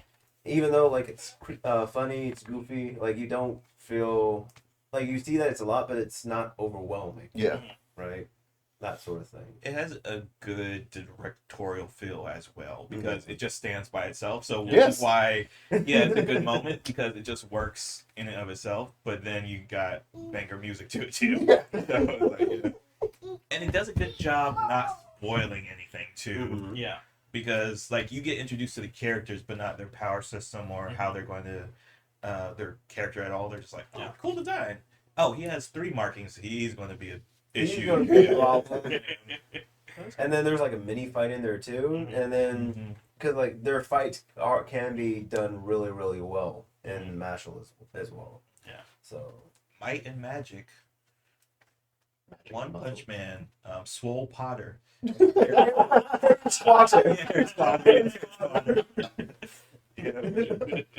I think that's the first one we were just like, yeah. the boy who's swole. All right, But so it felt like that is one of the ones that I knew no one will pick, That was a good one. Yeah. and it would be a good like diversion because I'm Yeah. give a nice little palate cleanse. So, for my next one, oh yeah, yes. Mm. warning, technically a spoiler for you, Eric, but I don't think it'll actually ruin anything. Oh wait, okay. Oh well, Which I already we had talked about. yeah, I have a guess of what it is, so I'll talk about it later. Sure. Alonzo's choice from 2023 comes from the anime Frieren, and the anime moment is Frieren versus her clone. No one knows how frightening I'll be except me. Yeah. I mean, Okay. that is a not even a I humble love brag. flex, Yeah, that is Stuff flex. that was So, Can I say my moment I thought you were gonna pick? yes. The when she breaks the barrier. Oh, no. Oh, okay, cool. Honestly, I thought that you would have picked when she meets the other elf. Okay. So, the thing I immediately regretted not picking the scene that I'm thinking of. I was thinking of doing when she goes back to exercise that demon, and she reveals to him as like, no, Basic this is magic basic magic now. Oh yeah. Because that's the moment where you realize, oh, How much time's passed? not just how Oh, much time's passed, but like the ingenuity that people have Mhm. to where, oh, we figured this out, we've broken it down, and now we're successful at doing this thing, and the only thing we needed was time, right? Like, your thing that was this powerful, absolute killer magic back in like 500 years ago. is we now teach this in elementary school. literally, right? But this moment is just, I mean, it's literally called the peak of magic, right? For the scene that I actually picked, because it is Frieren going all out, right? And I think in one of the comments, someone was like, I understand why Frieren said that all you need is basic magic because everything else is overkill. Yeah. You know? Yeah. Yeah, just to talk about that moment, and I've outside of you, I think Frieren's the most watched anime that I've watched, and that moment where she's going against essentially herself, she is going against herself. It's like, oh, everything up to now was just a joke. Like, she is so, I don't know what it would be. Like, when you get to the peak of magic, what else do you do with the eternity of life? Yeah. And then you see at the end of the series, or at least at the end of this run, it's like, oh yeah, her favorite spell is a field of flowers. When she creates a black hole, it's like, yeah. And up to this point, like, we've seen like laser blasts, and it's like, okay, cool, some water and rain, some teleportation, and this is like, yes, thank you. And then you think like, then what was the Demon King like if he could survive Frieren, but Frieren needed the other, 3 to help. So it's like, and which is crazy because again it reflects backwards because the sword couldn't be pulled, or that Hemel couldn't be pulled, that the Demon King wasn't the disaster that the sword or the prophecy predicted. So there is still some like danger in the future, and Frieren could be that danger. I don't know, but it does like create in your mind like how dangerous Frieren is, in the sense of what happens when powerful people get bored. And that's what makes Frieren so endearing and informs backwards. And in that moment, why it's so terrifying, it's like, who knew Frieren was capable of this? Because you saw her overwhelm Arya with her mana, but then you see the other elf. It's like her field is compressed to Frieren's maximum field. So it's like, this world is so incredible, and maybe I'm just telling you more of the show, but it is incredible.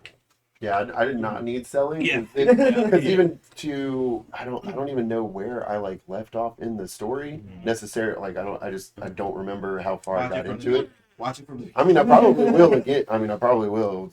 Great opener. I've seen at least like snippets of where that happens. So like I knew she fights herself. Yeah. But then just like seeing that, I was like, no, that makes sense. Holy crap. Okay, we need to know how we get there. Yeah. That is, that's a great show. And this is a good moment.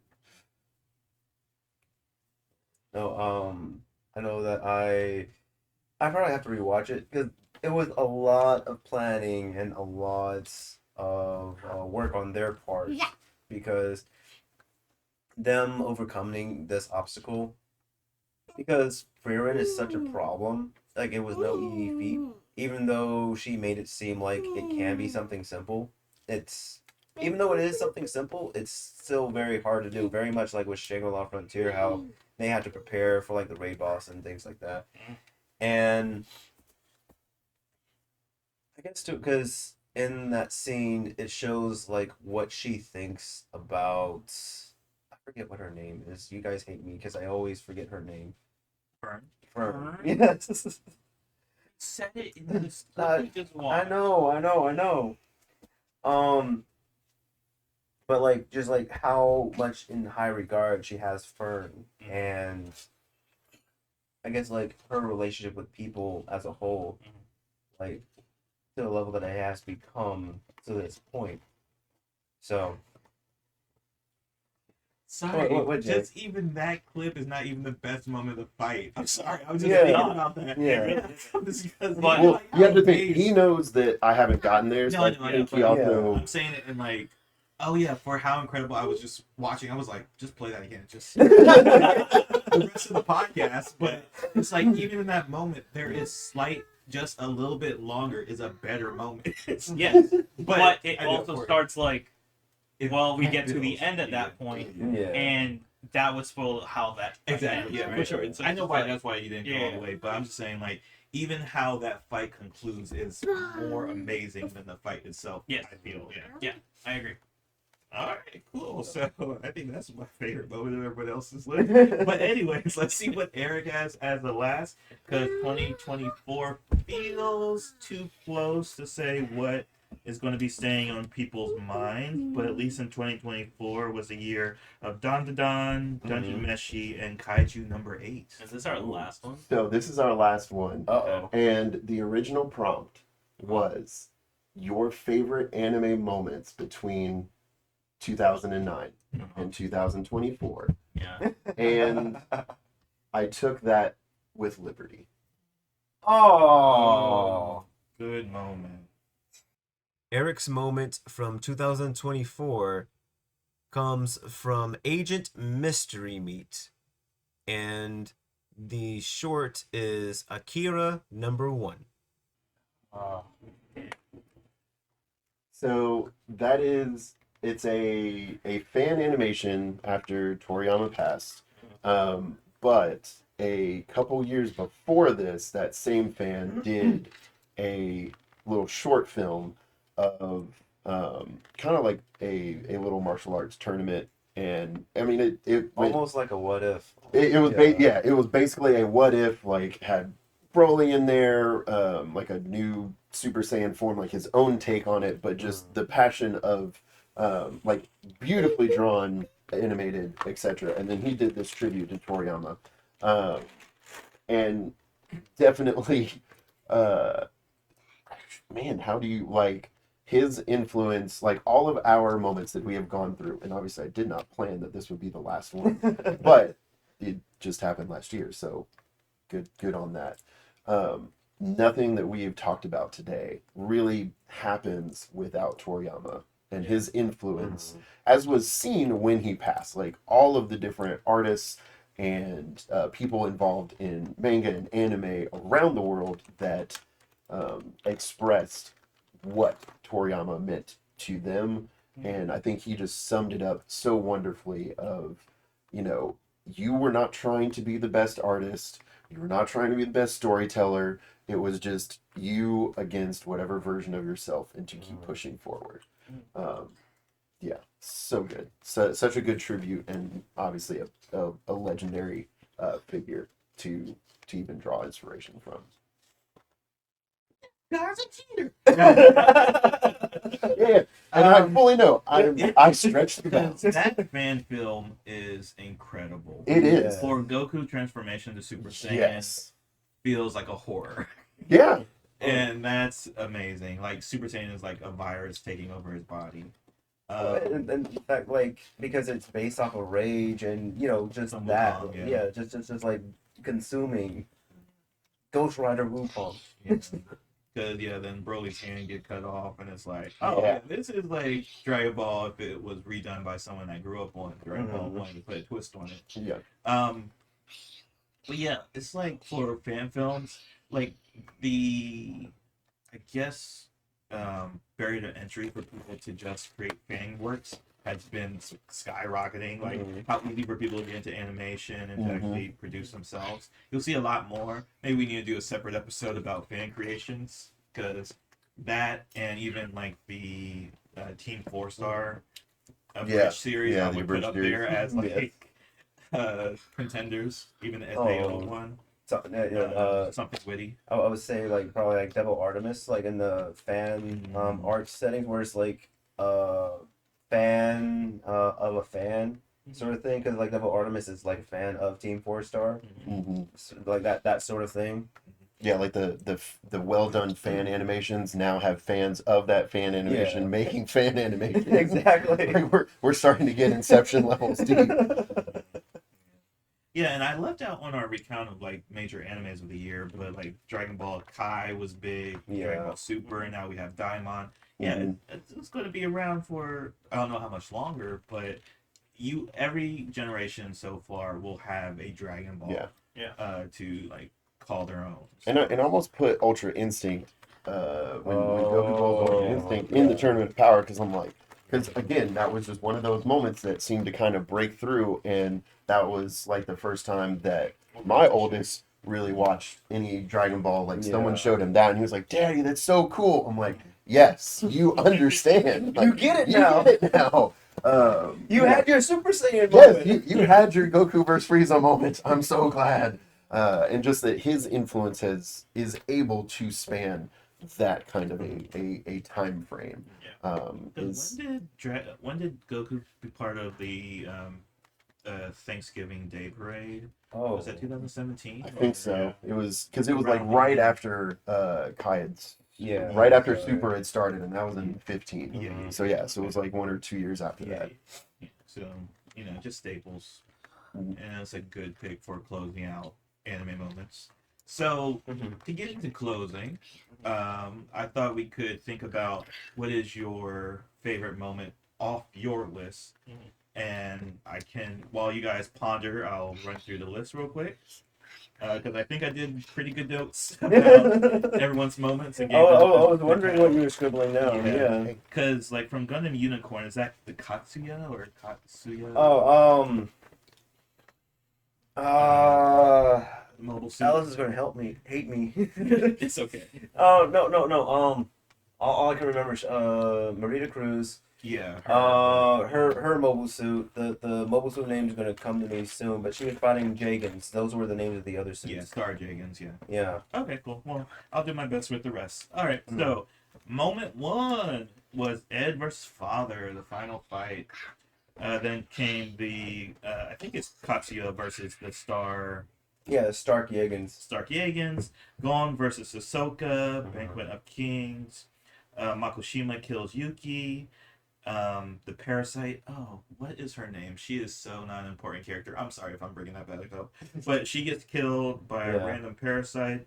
Hinata's Perfect Serve. Bakugo's death. United States of Smash. You're next. The death of Xion. The watching over you. I didn't know how to do the Violet Evergarden moment, so I just said watching over you. The Iruma takes the throne. Tanjiro versus Rui, which is the spider. Lower Moon. A fight from Fog Hill.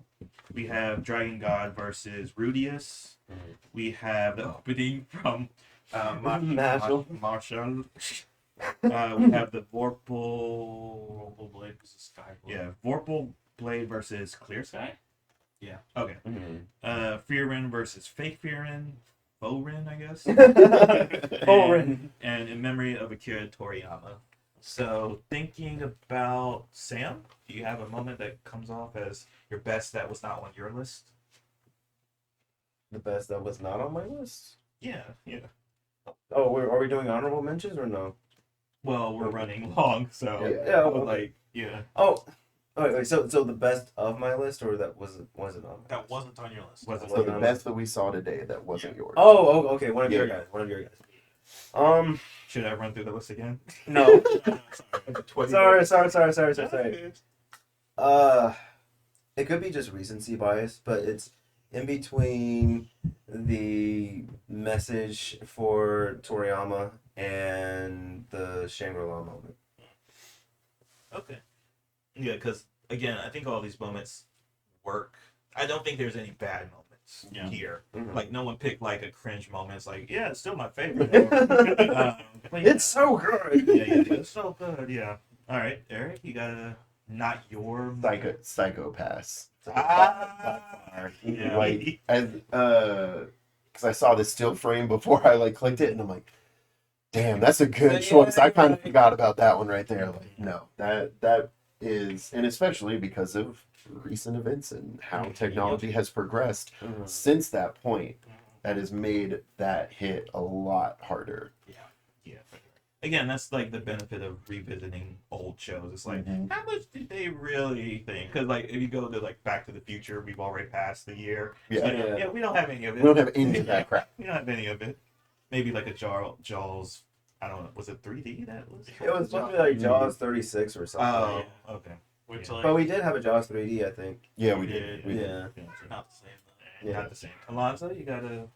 Mine was PsychoPass as well. Oh. Yeah. Well, now Jay's over one. Jay's over here is like, need I say more? And then looks towards Sam. Is like, see, you're the odd one out. Why do we even have you here? So like, my reasoning was exactly the same as Eric's. Like it just felt so. Again, I thought I had watched PsychoPass. Apparently, did not watch the whole thing, and like that moment hit. Like once you explained like the context of it, I was like, yeah, no, that hits hard. Yeah. That hits really hard and is very pertinent to like our current like global climate. So Facts. For me, it's tied between the Brotherhood and the frieren because I think they're just some of my favorite anime, and I think I'm using that to judge it. But that frieren fight, I think that's maybe recency bias again. But God, it's so good and terrifying, yeah, and I think that's like part of the reason I'm choosing that as my favorite moment because I want to watch it again. I just want to watch it again. That's one thing that's so hard about these moments, because you're going back to it, it's like, yeah, damn, that was a good show. I need to go back and rewatch it. I think that also speaks to what you said earlier of there has been a shift. There's been there's been progress. We've gotten a little further in on the storytelling, the animation, the everything. Yeah. And yeah, Frieren just speaks to how much of a jump there's been. Cool. All right, so boys, Eric, Alonso, thank you for coming back on. This very in person, facing you, arguing with you, agreeing with you, Facing you, Me facing waiting. me. Your opinions are very much welcome. Yeah. And do this again in let's say 5 years. I'm down 2035. Also, I will say that now that I'm looking at these years, my hero comes up on 10 years next year. it does. Oh, it does. And it ends this year because I think it's in so, the yeah. final arc. Yeah, of it should be. It's in the last half of its final arc. So that'll be a very interesting retrospective to look at how that has gone. But certainly, that no one knows until now. But they're at my house, and I'm glad that we could actually put this together because I didn't realize that you guys had never done one In person. in person together before. And I do apologize for the small baby if anyone heard loud footsteps. Okay. Yeah, We because just wanted to be a part of the Tiny Human, conversation. because this topic, I thought that Tiny Human was going to be here, and he might have some opinions about Sonic Boom or other animation. Yeah, that he could. You would. put- You would definitely put Sonic Boom in or something. Has he seen Sonic Prime yet? That's probably what he would Yeah, choose. Is yeah. something from Sonic Prime. That was actually really. Yeah, talking about Sonic is up there because we did Sonic X, of course, but yeah, maybe we'll come back to Prime and Boom and Sonic 10 years 3. later. yeah. Falcon wants to come on. So Sam, sign us out. Take us away. Oh, I was supposed to come up with that. I totally forgot. Driving up here. We had too much fun, unfortunately. Oh my goodness. Okay, so I just thought about with as emotional of a moment that we did with Toriyama, I guess like if you have to sum up like the last few decades for anime, I guess somebody who wants to jump into anime, and we talked about like different things, different good things, different highlights, right? Going over the last decade, what would your words be for a fledgling weeb to get into anime and they want to jump into the 2010s? The 2010s or like the 20 Or like the time period that we time did. period we talked about. The time period that we talked about. Start with the 2020s. Huh? Start with the 2020s. Start with the 2020s. Because it'll be closer to like stuff that they're watching now. Because like story structure and all that stuff is just gonna be closer to any shows that they're watching, really. But I don't know. Say find your flavor. There's just Yeah. such a breadth of things that you could choose from now. That I mean, we're starting to get like the Korean manhwas are getting animes. Like I highlighted one of the Chinese animes that's really good. Like there's just so much out there topic wise. I mean, I think for the most part we chose more or less kind of like mainstream shows with the kind of the shonen bent a little bit. PsychoPass not so much. Violet Evergarden, from the sound of it, very much not shonen either. But there's just such a wide range of shows now. It's just different than when I was growing up, and even from when you guys were growing up, of what is available. Hey, Like, you're not that much older than us. yeah, that's very true. However, I also understand that the 5 or 6 year difference is in anime terms. There was a lot that kind of developed. So when you guys would have grown up or been like teenagers, like late 90s, early 2000s. So Dragon Ball's already been going. Yu Hakusho's already been going. Inuyasha, all of that stuff is going. Like One Piece has started. I don't know, like it just they're you started to get a little wider of a range of shows that you could see. I gotcha. Than what I was when I was like Saturday morning cartoons. I had Power Rangers. I don't even remember when DBZ actually aired finally. But it was like Sailor Moon and Dragon Ball Z. Yeah. And I think that was it. When I was For a like, while. yeah. So it just we started to see a little uptick. So you guys got a little bit more in, and nowadays, of course, it's just we've got greater access. Yeah. So I guess maybe to distill the question a little bit more, because we saw the fan basically saying it's like honoring Toriyama, right? And because there is so much out there now, right, it can be overwhelming.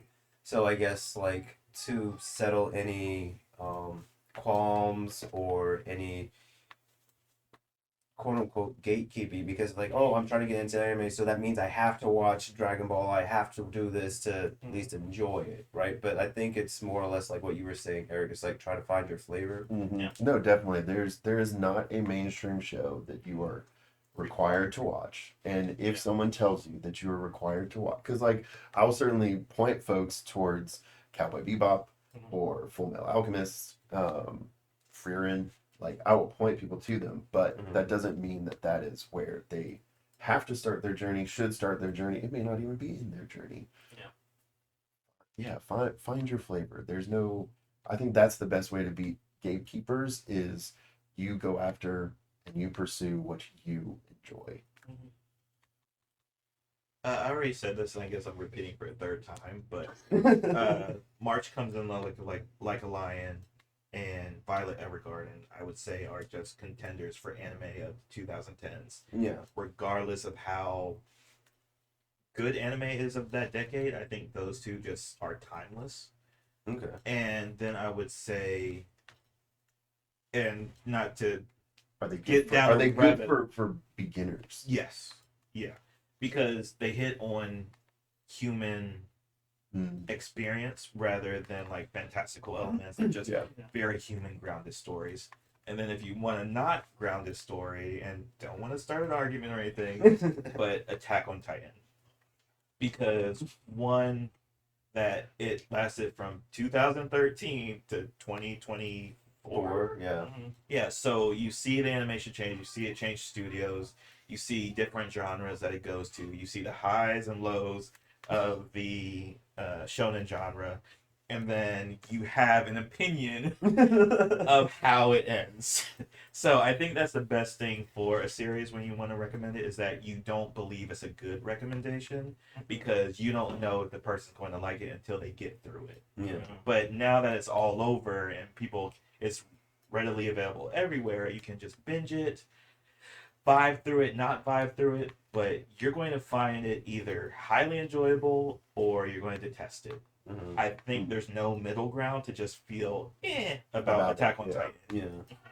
That is actually a good point, because it is a polarizing anime, and you will at that point know not only do you like anime, but you'll have I think a good gauge of which you should pursue next.